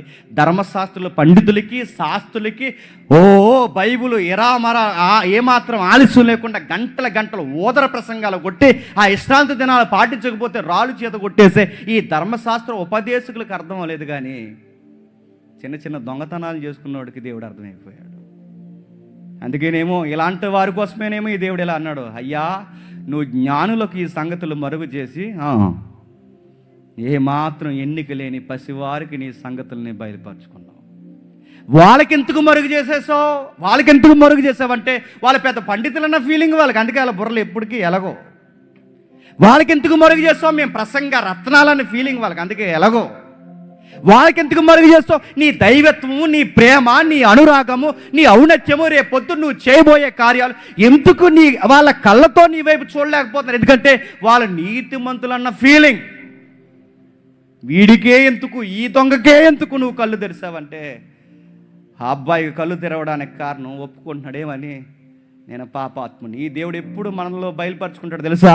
ఈ దేవుడు మన జీవితాల్లో తనను తాను ఎప్పుడు బయలుపరుచుకుంటాడు తెలుసా? ఒప్పుకున్నప్పుడు బయలుపరుస్తాడండి. అపవిత్రమైన పెదవులు అన్నాడు యెషయా, వేరుగుడు యెషయా, ఇప్పుడు బయలుదేరన్నాడు. ఎవరు ప్రభువా నువ్వు అని అడిగినప్పుడు, నువ్వు హింసించావే ఆ సిలువ వేయబడిన క్రీస్తు నేనే అన్నప్పుడు, క్షమించు ప్రభు అన్నప్పుడు యేసు ప్రభు తనను తాను బయలుపరుచుకున్నాడు. పేతురు ఎప్పుడైతే తప్పయిందని తనను తాలో కుమిలిపోయాడో, ఎప్పుడైతే పశ్చాత్తాపడ్డాడో మరింత బయలుపరుచుకున్నాడు పేతురికి. దేవుడు మనలో ఎప్పుడు ఎంత బలంగా, ఈయన దేవుడి కుమారుడు, దేవుడు సాక్షాత్తు రక్షకుడని బలముగా మనం ఎప్పుడు నమ్మగలమో తెలుసా? ఒప్పుకున్నప్పుడు నమ్మగలమండి. తనను తాను చాలా బలంగా బయలుపరుచుకుంటాడు, చాలా బలంగా.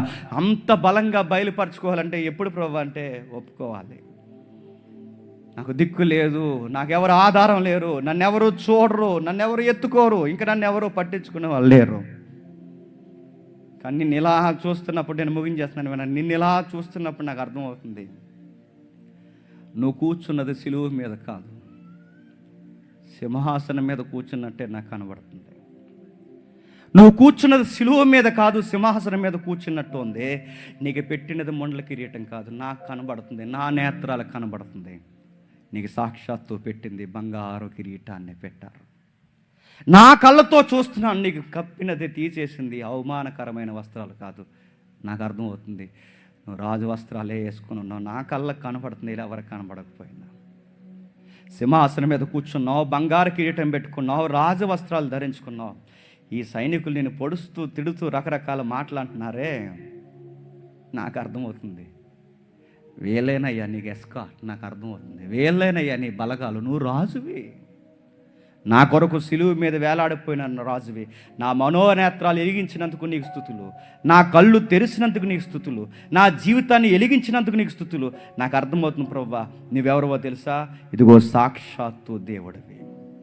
సమాజంలో ఎవరు ఎన్నిక లేనప్పుడు, ఎవరు ఎంపిక చేయనప్పుడు, ఎవరు గౌరవించలేనప్పుడు, ఎవరు నేను గుర్తించలేనప్పుడు నా కళ్ళ కనబడేలా చేస్తున్నావు.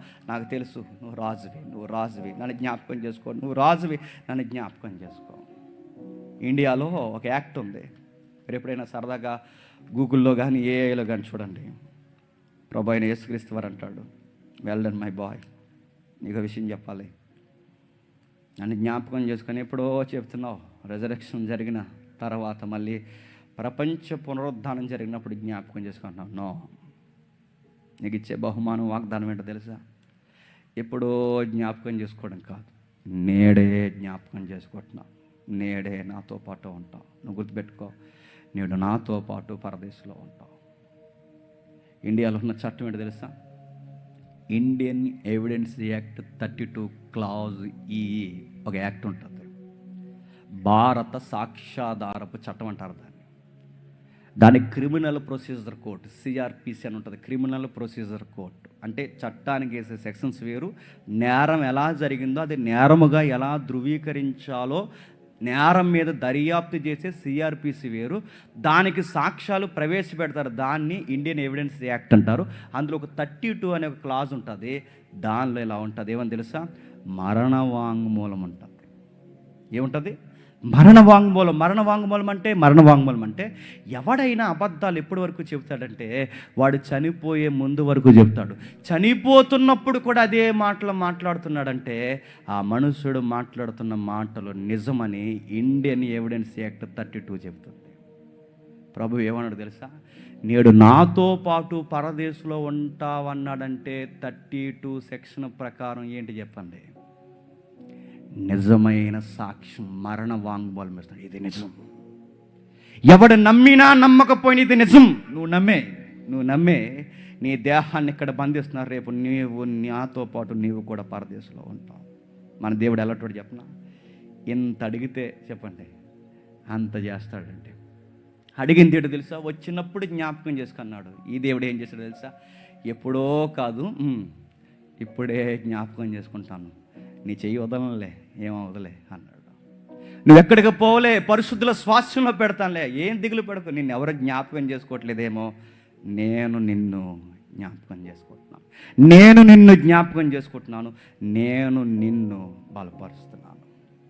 మరో మంచి మాట చూడండి, అదే లూకాసు సువార్త, ముగించేద్దాం. అదే లూకాసు సువార్త 23వ అధ్యాయం 43వ వచనం. అదే లూకాసు సువార్త 23వ అధ్యాయం 43వ వచనం.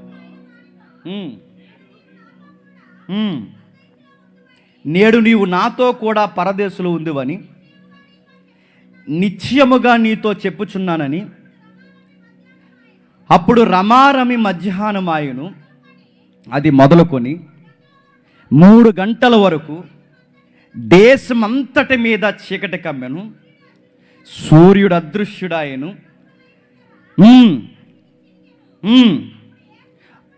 అప్పుడు యేసు గొప్ప శబ్దముతో కేక వేసి, తండ్రి, నీ చేతికి నా ఆత్మను అప్పగించుకొనుచున్నానని ఆయన ఎలాగూ చెప్పి తన ప్రాణము విడిచును. మళ్ళీ బాగా వినండి, ఇప్పటి వరకు దొంగ చూశాడు. ఈ ప్రాణం విడిసే సమయాన్ని అధికారిగా ఉన్న మరో దొంగ చూశాడు. ఆయనే సైన్యాధిపతి. ఆశ్చర్యపోయాడు. మనం చాలామందిని సిలివేసాం. మనం సిలివేసినప్పుడు మనల్ని తిడతారు, మనం సిలివేసినప్పుడు మన తల్లిదండ్రులకి, మన కుటుంబానికి శాపాలు పెడతారు.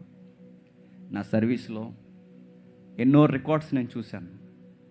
సిలువ వేస్తున్నప్పుడు కూడా వీళ్ళు ఏం చేయరని దేవునికి ప్రార్థన చేస్తున్నాడంటే ఎవరు సార్ ఇతను మాట్లాడుకున్నారు. వాళ్ళ మధ్య డిస్కషన్ జరిగిన తర్వాత ఆయన ఇచ్చిన స్టేట్మెంట్ ఏంటో తెలుసా? ఈయన సాక్షాత్తు దేవుని కుమారుడు.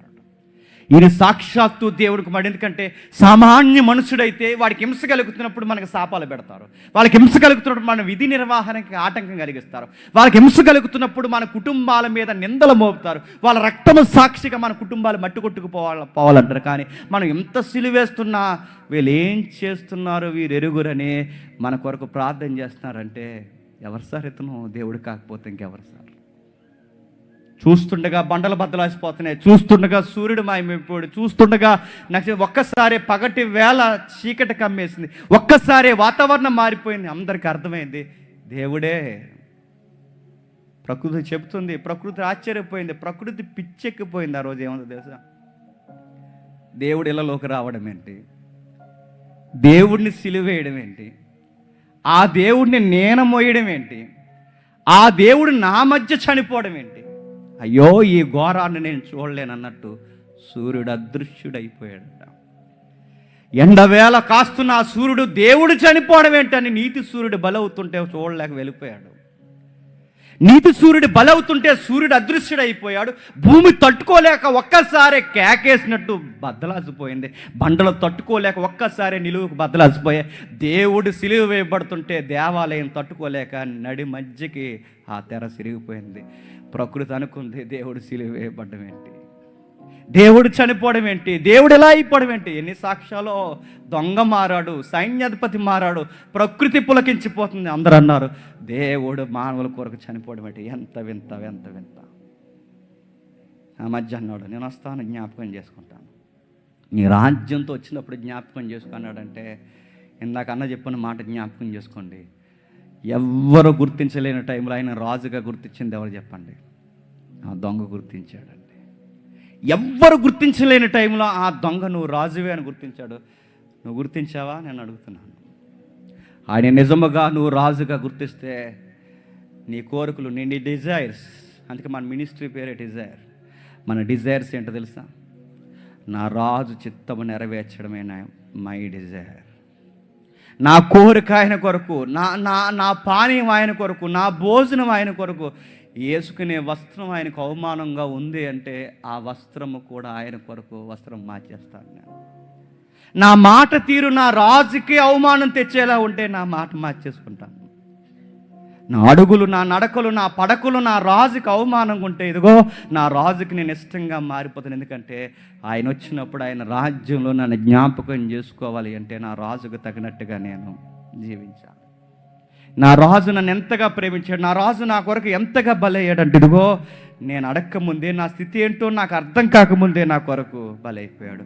ఆ రాజు కింద ఉన్న ఒక బానిస ఏమన్నాడు తెలుసా? ఆ రాజు కింద ఉన్న బానిస రాళ్ళు ఇలా తీసి ఘోరంగా పెద్ద పెద్ద బండరాలు వేసి కొట్టేస్తుంటే ఈ రాజు కొరకు ప్రకటిస్తున్నప్పుడు ఎంత ఘోరంగా నన్ను చంపేస్తున్నారు కనుక ఏమి రాజు అండి, ఏమి రాజ్యం అండి, కనీసం వచ్చి కాపాడలేని రాజు అని అనక ఏమన్నా తెలుసా? యేసుప్రభువా నా ఆత్మను చేర్చుకున్నాడు. ఆ బానిస పేరు మనకు తెలుసు, స్తెఫను. యేసుప్రభువా నన్ను జ్ఞాపకం చేసుకుందుకో తెలుసా?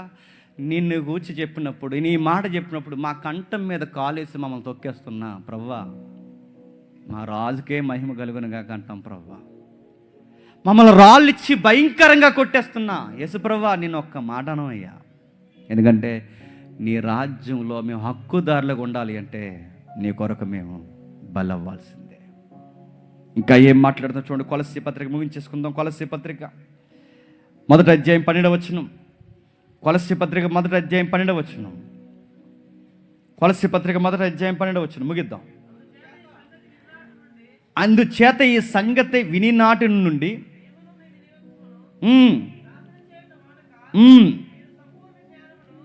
1వ అధ్యాయం 12వ వచనమా? కొలస్సీ పత్రిక చదవండి.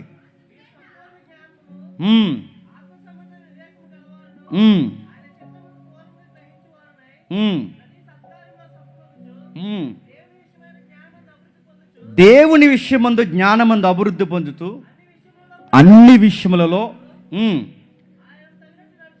ఆయనకు తగినట్లు నడుచుకొనవలనని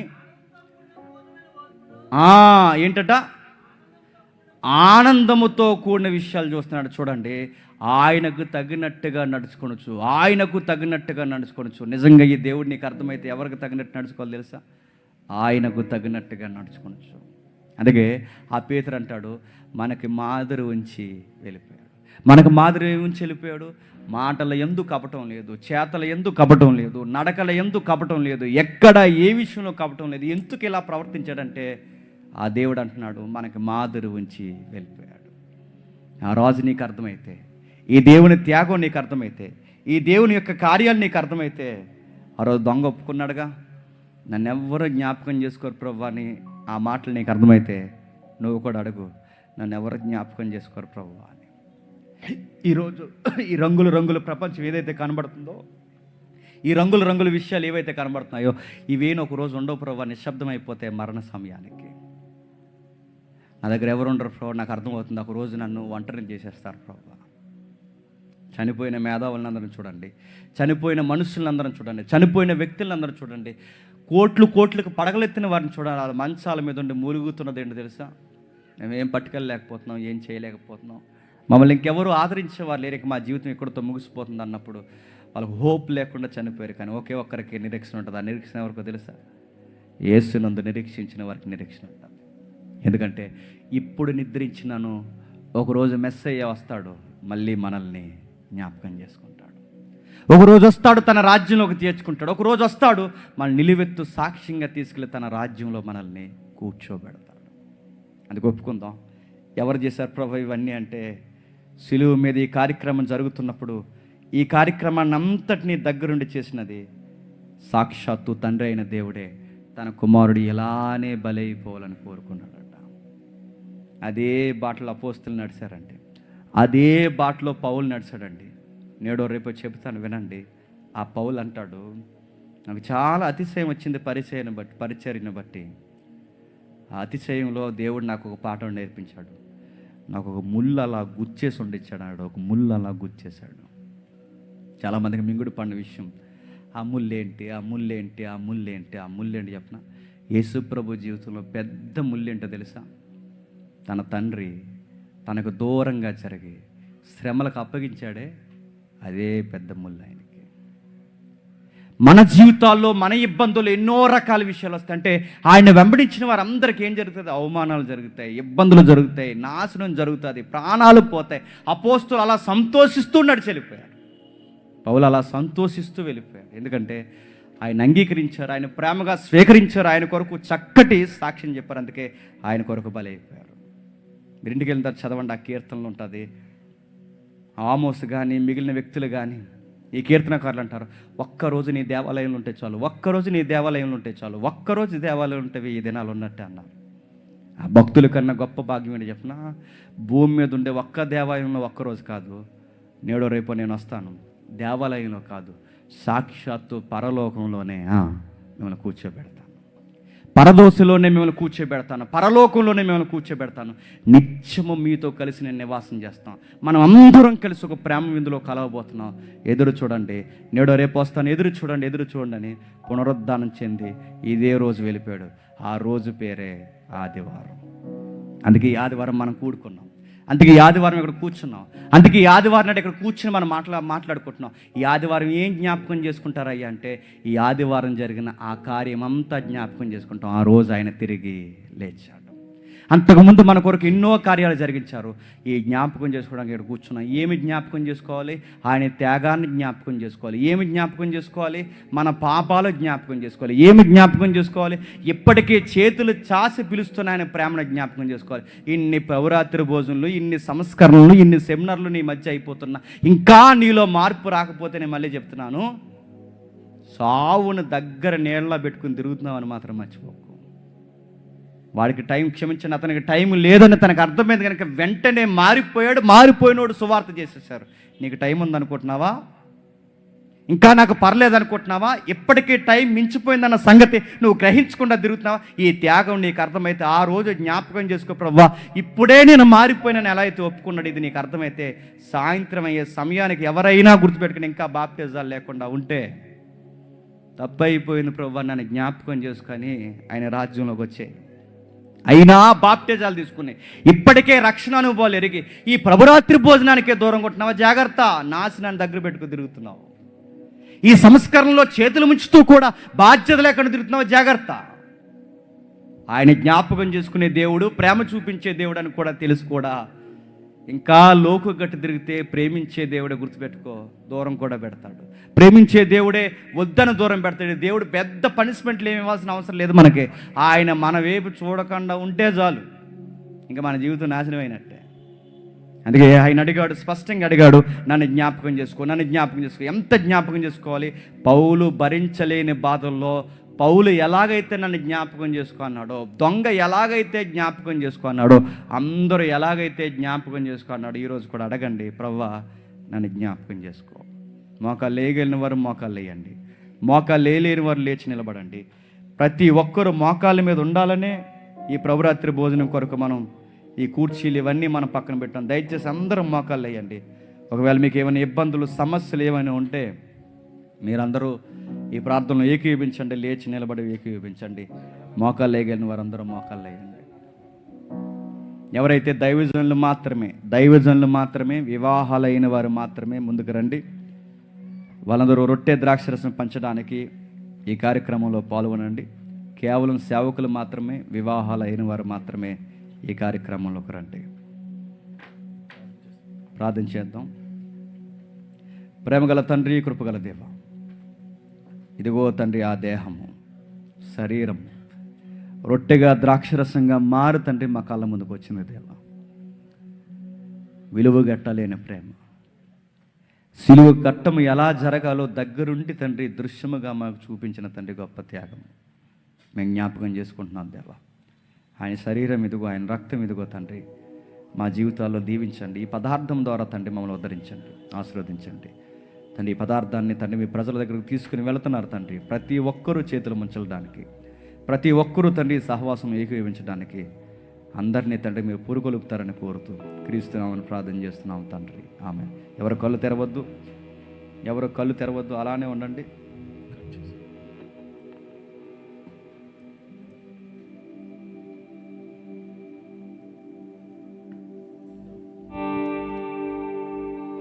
ఎవరు కళ్ళు తెరవద్దు. మీ దగ్గరకు రొట్టె వస్తుంది, ద్రాక్షరసం వస్తుంది.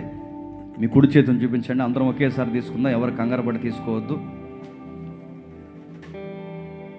ఒప్పుకుందాం మనం చేసిన పాపాలు ఆయన ఎదుట ఏమాత్రం ఎన్నిక లేని మన జీవితాల గురించి జ్ఞాపకం చేసుకుందాం. దయచేసి ఎవరు కదిలిపోవద్దు, ఎవ్వరు కళ్ళు తెరవద్దు, దయచేసి ఎవ్వరు పక్కవారితో మాట్లాడొద్దు.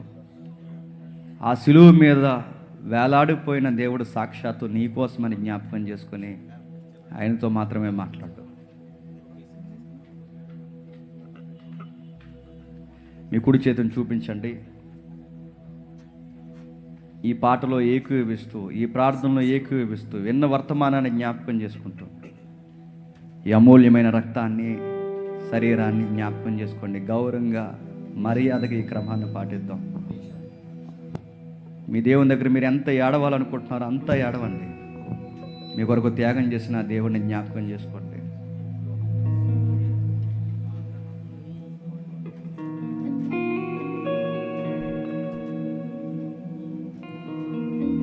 యేసుని త్యాగమే నా పాప శిక్షకై, యేసుని త్యాగమే నా పాప శిక్షకై. ఎన్నో నిందలు అవి నా కోసమా, మలినమైన నాగలు ఇక లేదయా. ఎన్నో నిందలు అవి నా కోసమా, మలినమైన నాగలు ఇక లేదయా. నా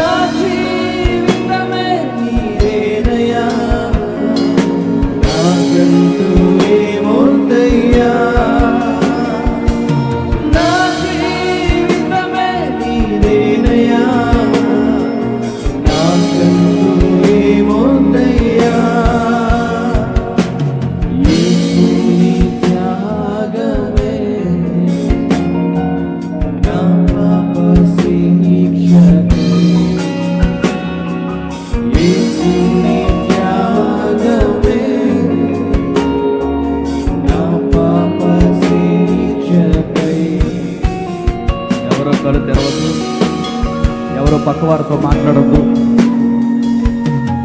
వినబడిన వర్తమానాన్ని, వినబడిన ప్రతి ఒక్క మాటని మీరు జ్ఞాపకం చేసుకోండి.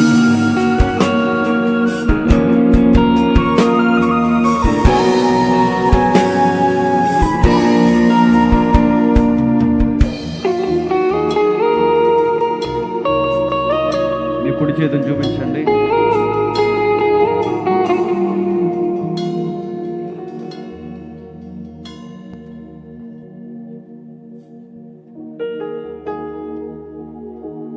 బంధువులే బాధించెడబాసిన నా వారే నన్నే అమ్మేసిన, బంధువులే బాధించెడబాసిన నా వారే నన్నే అమ్మేసిన, స్నేహితులే చూడనట్టు వెళ్ళిపోయిన నన్ను ఒంటరిని చేసి రాలురువినా, స్నేహితులే చూడనట్టు వెళ్ళిపోయినా చూడనట్టు రాలురువినా, నా జీవితమే నీదేనయ్యా, నాకంటూ ఏమోదయ్యా, నా జీవితమే నీదేనయ్యా, నాకంటూ ఏమోదయ్యా, యేసుని త్యాగమే నా పాప శిక్షకై, యేసుని త్యాగమే నా పాప శిక్షకై.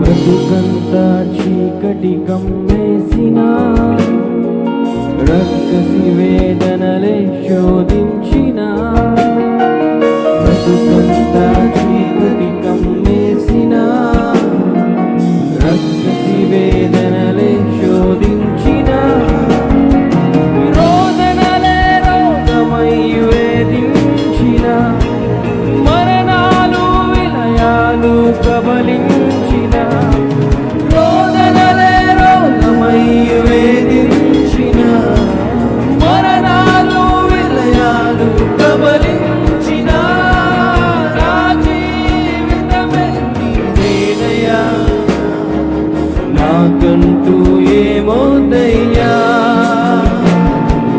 నా జీవితమే నీదేనయ్యా, నాకంటూ ఏమోదయ్యా, నా జీవితమే నీదేనయ్యా, నాకంటూ ఏమోదయ్యా, నా జీవితమే నీదేనయ్యా, నాకంటూ ఏమోదయ్యా. అలానే ఏకీభవించండి. ఎవరో దయచేసి కాళ్ళు తెరవద్దు. మనం చదువుకుంటున్న నిబంధన మనం జ్ఞాపకం చేసుకుందాం. కొరింథీయులకు రాసిన మొదటి పత్రిక 11వ అధ్యాయం 23వ వచనం. నేను మీకు అప్పగించిన దాన్ని ప్రభు వలన పొందితిని. ప్రభు అయిన యేసు తాను అప్పగింపబడిన రాత్రి ఒక రొట్టెను ఎత్తుకుని కృతజ్ఞతాస్తుతులు చెల్లించి దానిని విరిచి, ఇది మీ కొరకైన నా శరీరము, నన్ను జ్ఞాపకం చేసుకుంటకే దీన్ని చేయడని చెప్పాను. ఆ ప్రకారమే భోజనమైన పిమ్మటైన పాత్రను ఎత్తుకొని, ఈ పాత్ర నా రక్తం వల్ల అయిన క్రొత్త నిబంధన, మీరు దీనిలోని త్రాగునప్పుడల్లా నన్ను జ్ఞాపకం చేసుకుంటకే దీన్ని చేయడని చెప్పాను. మీరు ఈ రొట్టెను తిని ఈ పాత్రలోని త్రాగునప్పుడల్లా ప్రభు వచ్చే వరకు ఆయన మరణమును ప్రశంచెదరు. కాబట్టి ఎవడు అయోగ్యముగా ప్రభు యొక్క రొట్టెను తినునో లేక ఆయన పాత్రలోని త్రాగునో వాడు ప్రభు యొక్క శరీరము గూర్చియో రక్తమును గూర్చియో అపరాధి యొగును. కాబట్టి ప్రతి మనుష్యుడు తను తాను పరీక్షించుకొనవలెను. అలాగు చేసి ఆ రొట్టెను తిని ఆ పాత్రలోనిది త్రాగవలెను. అలానే ఏకీభవించండి, ప్రార్థన చేసుకుందాం. మీ అందరి చేతుల్లోనికి, మీ కుడి చేతుల్లోనికి రొట్టె కనుక వస్తే ఆ రొట్టెని చేతితో పట్టుకొని మనం ప్రార్థన చేద్దాం. ప్రార్థన. పరలోకమందున మా తండ్రి, మా వెనక జరిగిన త్యాగము తండ్రి మరలా మరలా మరలా జ్ఞాపకం చేస్తూనే వస్తున్నారు దేవా. ఈ పునరుద్ధాన దినాన్ని మేము ఎందుకు జ్ఞాపకం చేసుకోవాలో మాకు అర్థమవుతుంది. ఆయన ముండ్ల కిరీటం ధరించిన, కొర్రల చేత కొట్టబడిన, నాగలతో దున్నినట్టు తన దేహాన్నంతా తండ్రి దున్నేసిన, తన జీవితం రోజు రోజుకి తండ్రి ఆ ప్రాంతాల మధ్య ఆ గడియల్లో తండ్రి అంత దిగజారిపోవడానికి కారణం ఆ త్యాగం మా కొరకని మాకు అర్థమైంది తండ్రి. ఆ స్థానం మాది, ఆ నిందలు మావి, ఆ అవమానాలు మావి, ఆ ముండ్ల కిరీటం మాది. ఆ శిలువ మీద ఏలాడవలసినది మేమే తండ్రి. మేమే అక్కడ నష్టపోవలసిన వారు దేవ. మా స్థానంలో ఆయన బలైపోయాడు. స్వరూపమైనను సొగసైనను లేనంతగా తండ్రి ఆయన దేహం రక్తపు ముద్దగా మారిపోయింది. ఆ దేహాన్ని తండ్రి మేము జ్ఞాపకం చేసుకుంటున్నాం. ఈ రొట్టె ఎంతగా నలిగిపోయిందో అంతకన్నా ఘోరంగా ఆయన శరీరాన్ని నలిపేశారు. ఆ రొట్టెను తండ్రి రొట్టెగా ఆయన చూడక తండ్రి నలిగిపోయిన దేహముగా తండ్రి ఈ రొట్టెను మేము చూస్తున్నాం దేవా.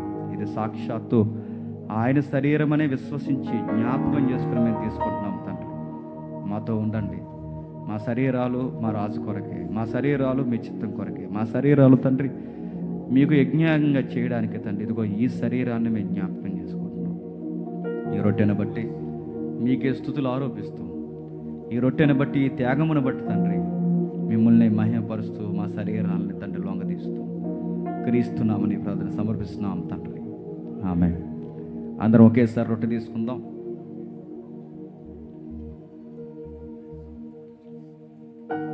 అలా ఏకీవిస్తూనే మీ మనసులో మీరు దేవుని దగ్గర ఎంత ఒప్పుకోవాలో ఒప్పుకుంటూనే మీకు ఎన్ని కన్నీళ్ళు వస్తే అన్ని కన్నీళ్ళతో ఆయన చేసిన త్యాగం నీకు అర్థమైతే ఆ రోజు దొంగ ఆ త్యాగాన్ని చూసి ఎంత విలవిల్లాడిపోయాడో ఆ శిలువను నువ్వు కూడా అలా చూడగలిగితే, ఇన్ని సంవత్సరాలు గతించిపోయినా ఇప్పటికే నా కళ్ళ ముందు కనబడుతుందని నువ్వు గ్రహించగలిగితే, దేవుడు నీ నేత్రాలు తెరిచాడు, ఆయన చూడడానికి నీకు అవకాశం తనను తాను బయలుపరుచుకున్నాడు నీకు అనిపిస్తే, నీలో ఏదన్నా పశ్చాత్తాపం ఉంటే, ఆయన ఎదుట ఒప్పుకోవాల్సిన ఇంకా ఏమన్నా మిగిలిపోయి ఉంటే ఈ ప్రార్థనలో ఒప్పుకో.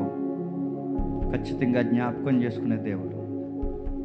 ఓ పక్క నిందలు, మరో పక్క అవమానాలు, శాస్త్రులు, పరిసేయులు, లోకము రణగుణ ధ్వనులు, ఇన్ని అవమానాలు జరుగుతున్నా ఎక్కడో ఊపు రాగిపోతున్న టైంలో ఒక్క దొంగ స్వరం నన్ను జ్ఞాపకం చేసుకో అంటే, ఎన్ని అవమానాలున్నా, ఎన్ని కలంకాలున్నా, ఎంతగా ఆయనకి ఊపిరాడని పరిస్థితులున్నా తనని విజ్ఞాపన చేసిన ఆ స్వరం వినగలిగే గొప్ప దేవుడు మన దేవుడు జ్ఞాపకం చేసుకుంటాడు. బయట చెప్పిన మతాల వలె, బయట చెప్పిన ఇతిహాసాల వలె దేవుడు పరలోకంలో బిజీగా ఉన్నాడు, ఇప్పుడు నేను జ్ఞాపకం చేసుకోడనే అలాంటి లక్షణాలు ఆయనకి లేవు.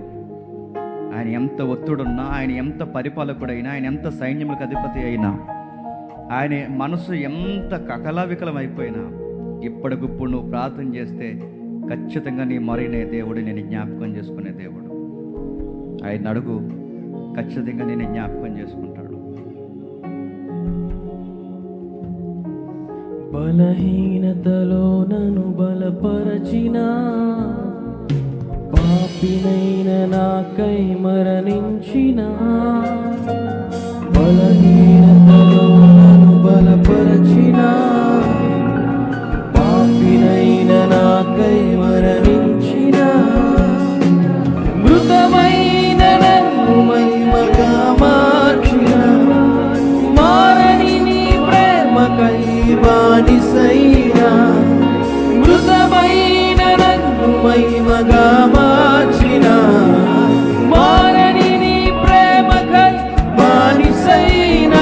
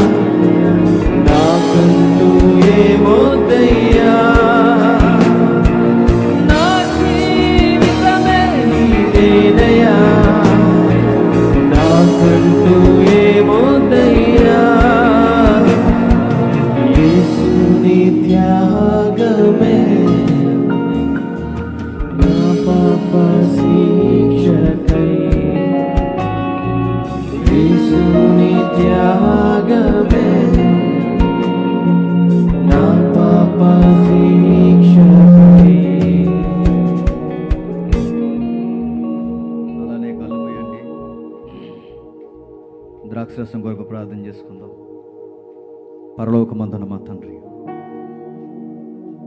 ఘోరాతి ఘోరంగా చివరి రక్తపు బొట్టు వరకు దేవా మా కొరకు ఇలలోకి సిందించబడిన తండ్రి, ఆ రక్తాన్ని తండ్రి ద్రాక్షరసంగా మార్చి మా చేతుల్లో పెట్టారు దేవా. కళ్ళ ముందు కనబడుతున్నట్టే తండ్రి మేము జ్ఞాపకం చేసుకుంటున్నాం. మా కళ్ళ ముందే తండ్రి ఆయన రక్తం కారుతున్నట్టే మేము జ్ఞాపకం చేసుకుంటున్నాం. మా కొరకే ఆయన రక్తం ఈ భూమి మీద ఏర్లై పారిందని జ్ఞాపకం చేసుకుంటున్నాం. పరిశుద్ధమైన రక్తం, అమూల్యమైన రక్తం, నిర్దోషమైన రక్తము తండ్రి, మా కొరకు బలైపోయిన రక్తం, మమ్మల్ని నీతిమంతులుగా మార్చడానికి మా కొరకు తండ్రి సిద్ధపడిన రక్తం. ఆ రక్తాన్ని గురించి విజ్ఞాపం చేస్తున్నాం దేవా. ఈ ప్రాణంలో రక్తము మిళితమై ఉన్న తండ్రి, ఈ పరిస్థితుల్లోనికి మేము చేతులు ముంచుతున్నాం. మమ్మల్ని జ్ఞాపకం చేసుకోండి. శిలువ మీద దొంగ తండ్రి ఎంత పశ్చాత్తాపడితే మిమ్మల్ని మీరు బయలుపరుచుకున్నారో, మమ్మల్ని మేము కూడా తండ్రి అంత పశ్చాత్తాపడుతున్నాం దేవా. మా పాపాలు ఒప్పుకుంటున్నాం. మా రక్తం కారవలసిన స్థానంలో ఆయన రక్తం కారి, మా దేహం నలగవలసిన స్థానంలో ఆయన దేహం నలిగిపోయి, మా స్థానంలో ఏ నేరం లేనివాడు నేరస్తుడిగా నిలబడి, ప్రియమైన కుమారుని తండ్రి మా కొరకు, మీ ప్రాణం కన్నా ఎక్కువైన మీ కుమారుని మా కొరకు తండ్రి బహుమానంగా ఇచ్చేశారు. ఆయన్నే మేము జ్ఞాపకం చేసుకుంటున్నాం దేవా. ఈ రక్తాన్ని మా జీవితంలో ఎరదపరచగా, ఈ రక్తాన్ని తండ్రి మా జీవితంలో కలంకం తీసుకురాక, మా జీవితాన్ని తండ్రి ఈ రక్తముతో మరలా మరొకసారి తండ్రి మీతో నిబంధన రక్తంగా మేము మార్చుకుంటున్నాం, సంధి చేసుకుంటున్నాం, జ్ఞాపకం చేసుకుంటున్నాం. మాతో ఉండండి.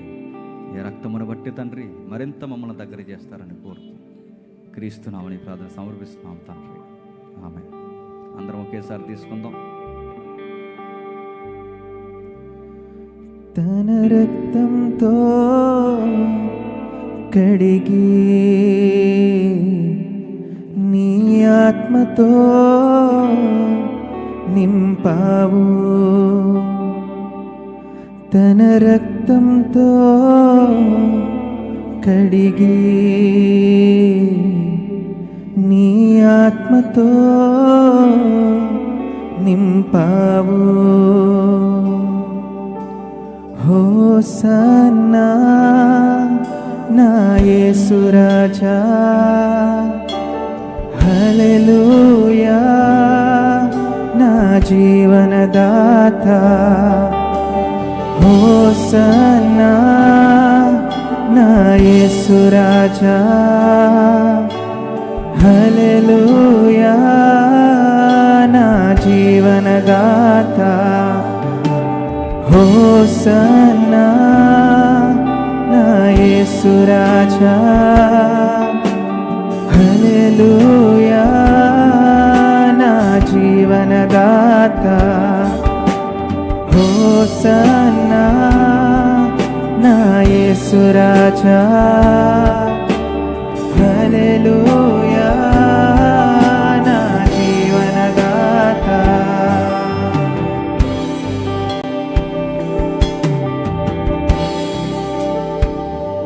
సిలువపై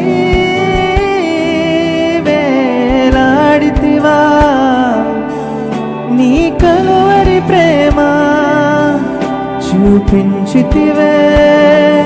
సిలువపై వేలాడితివా, నా పాపమునంతా తుడచితివే. సిలువపై వేలాడితివా, నా పాపమునంతా తుడచితివే. సిలువపై వేలాడితివా, నీ కలువరి ప్రేమ చూపించితివే.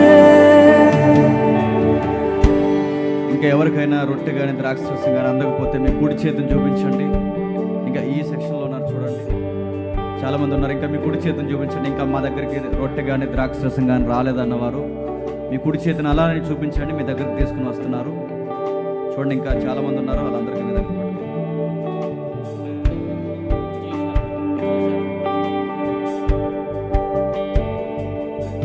తన రక్తం రక్తంతో కడిగి నీ ఆత్మతో నింపావు తన రక్తంతో కడిగి నీ ఆత్మతో నింపావు హోసన్నా నా యేసు రాజా హల్లెలూయా నా జీవనదాత హోసన్నా నా యేసు రాజా హల్లెలూయా నా జీవనదాత హోసన్నా కుడి చేతులు చూపించండి, కుడి చేతులు అలానే చూపించండి. ఎవరికైతే అందలేదో మీరు కుడి చేతులు చూపించండి. నా జీవనదాత హోసన్నా నా యేసు రాజా హల్లెలూయా నా సిలువపై వేలాడితివా నీ కలువరి ప్రేమ చూపించితివే సిలువపై వేలాడితివా నా పాపమునంతా తుడిచితివే సిలువపై వేలాడితివా నా పాపమునంతా తుడిచితివే సిలువపై వేలాడితివా నీ కలువరి ప్రేమ చూపితివే యేసుని నామంలో శక్తి ఉందని తెలుసుకో యేసుని నామంలో శక్తి ఉందని తెలుసుకో యేసుని నామంలో శక్తి ఉందని తెలుసుకో రక్షణకై విడుదలకై స్వస్థతకై రక్షణకై విడుదలకై స్వస్థతకై రక్షణకై విడుదలకై స్వస్థతకై రక్షణకై విడుదలకై స్వస్థతకై యేసుని నామంలో శక్తి ఉందని తెలుసుకో యేసుని నామంలో శక్తి ఉందని తెలుసుకో రక్షణకై విడుదలకై స్వస్థతకై రక్షణకై విడుదలకై ఎనలేని ప్రేమ నాపై చూపించి నీ బలియాగం నన్ను రక్షించనే ఎనలేని ప్రేమ నాపై చూపించి నీ బలియాగం నన్ను రక్షించనే రక్షణ విడుదల స్వస్థత రక్షణ విడుదల స్వస్థత రక్షణ విడుదల స్వస్థత రక్షణ విడుదల అలానే ఏకీభవించండి. ఎవరైనా ఇంకా ఆలోచనలో ఉండి ఈ ప్రభురాత్రి సంస్కరణలో పాల్గొకుండా చాలామంది ఉన్నారని సహోదరులు చెబుతున్నారు. ఇలాంటి గొప్ప అనుభవాన్ని, ఇలాంటి చక్కటి అవకాశాన్ని మీరు దయచేసి చేతులారా పాడు చేసుకోవద్దు. పలుమార్లు దేవుడు నీకు అవకాశం ఇచ్చి ఇలాంటి చక్కటి సహవాసాన్ని కళ్ళ ముందుకు తీసుకొస్తున్నాడంటే ఈ రోజుకి దేవుడు నేను ప్రేమిస్తున్నానని అర్థం చేసుకుని ఈ గొప్ప భాగ్యంలో నువ్వు చేతులు ముంచాలని జ్ఞాపకం చేసుకో. ఒకవేళ ఈ రోజుకి నీకు బాప్టిజం లేదేమో, ఈ రోజుకి నీకు రక్షణ అనుభవం లేదేమో, ఈ ఈరోజుకి నీళ్లు సిద్ధంగా ఉన్నాయి, ఇవ్వడానికి సేవకులు సిద్ధంగా ఉన్నారు. ఈ ప్రాంగణం ఇంత లక్షల రూపాయల సెమినార్ నిన్ను మార్చడానికే మేమంతా సిద్ధపడి నీ మార్పు కొరకు మేము ఎదురు చూస్తున్నాం. ఇలాంటి గొప్ప అనుభవాల్లోనికి నువ్వు రావాలనుకుంటే, ఈ రొట్టెలో ద్రాక్షరసంలో నువ్వు పాలు బొంపులు పొందాలనుకుంటే ఈరోజే నువ్వు బాప్టిజానికి సిద్ధపడు. ఇంకా ఎవరికి అందకపోయినా, ఎవరికి రొట్టె కానీ ద్రాక్షరసం అందకపోతే మీరు అయిన తర్వాత ఈ డయాస్ దగ్గరకు రండి, మీకు రొట్టె ద్రాక్షరసం తీసుకొస్తారు. అలానే ఏకీవించండి. మనం ముగింపు ప్రార్థనలోకి వెళదాం. ఎవరు తీసి కళ్ళు తెరవద్దు. దీనికి ముగింపు ప్రార్థన. ప్రేమగల తండ్రి, కృపగల దేవ, ఈ కార్యం కొరకు, ఈ కార్యం ముగింపు కొరకు ప్రార్థన చేస్తున్నాం తండ్రి. మీ దయలో, మీ కృపలో తండ్రి క్రమముగా మర్యాదగా నడిపించారు. ఈ పునరుద్ధాన దినాన తండ్రి సిలువను మరొక్కసారి మా కళ్ళ ముందుకు తీసుకుని వచ్చారు. ఇవి పాత సంగతులు, అయిపోయిన సంగతులను ఏ రోజు మేము అనుకోకూడదు తండ్రి. ఎన్నిసార్లు ఆ సిలువను గూర్చి మాట్లాడుకున్నా అందులో మేమే కనబడుతున్నాం దేవా తండ్రి. అది దేహం, ఆ రక్తము, ఆ త్యాగము, ఆ సూలు బాసిన విధానం తండ్రి, అవన్నీ మా కోసమే తండ్రి. ఈ పునరుద్ధానం దినం వరకు తండ్రి ఆ జ్ఞాపికలు ఈ రోజు వరకు తీసుకుని వచ్చి ఆ సిలువను చూసిన వారు పలికిన మాటలు, ఆ సిలువ చుట్టూ సన్నివేశాలు అన్నిటినీ తండ్రి మా కళ్ళ ముందుకు తీసుకొచ్చారు. ఎంత విన్నా మా హృదయాలు కరగకపోతే, ఎంత విన్నా తండ్రి మా హృదయాలు స్పందించకపోతే, మాకన్నా నీచులు, కఠినులు తండ్రి, మాకన్నా నరకానికి పాత్రులు ఇంకెవరు ఉండరేమో. ఎన్నిసార్లు సిలువను గూర్చి ప్రతి ఆదివారం మాతో మాట్లాడుతున్నాం. ఈ రోజుకి మా రాజుని మేము గణపరచలేకపోతే అసలు మాకు బ్రతకడానికి ఏమాత్రం అర్హత లేదు దేవా. ఏమీ కాదులే అని ఒక ధీమా వ్యవహారంలో మేము బతుకుతున్నామేమో. ఆయనను మమ్మల్ని ప్రేమించు తండ్రి. ఈ మాటల ద్వారా, ఈ సెమినార్స్ ద్వారా మాతో మాట్లాడుతున్నారు తండ్రి. మేము ఒప్పుకుంటున్నాం, మీకు చెప్పుకుంటున్నాం. ప్రతి దాన్ని తండ్రి మేము కడిగేసుకుంటున్నాం.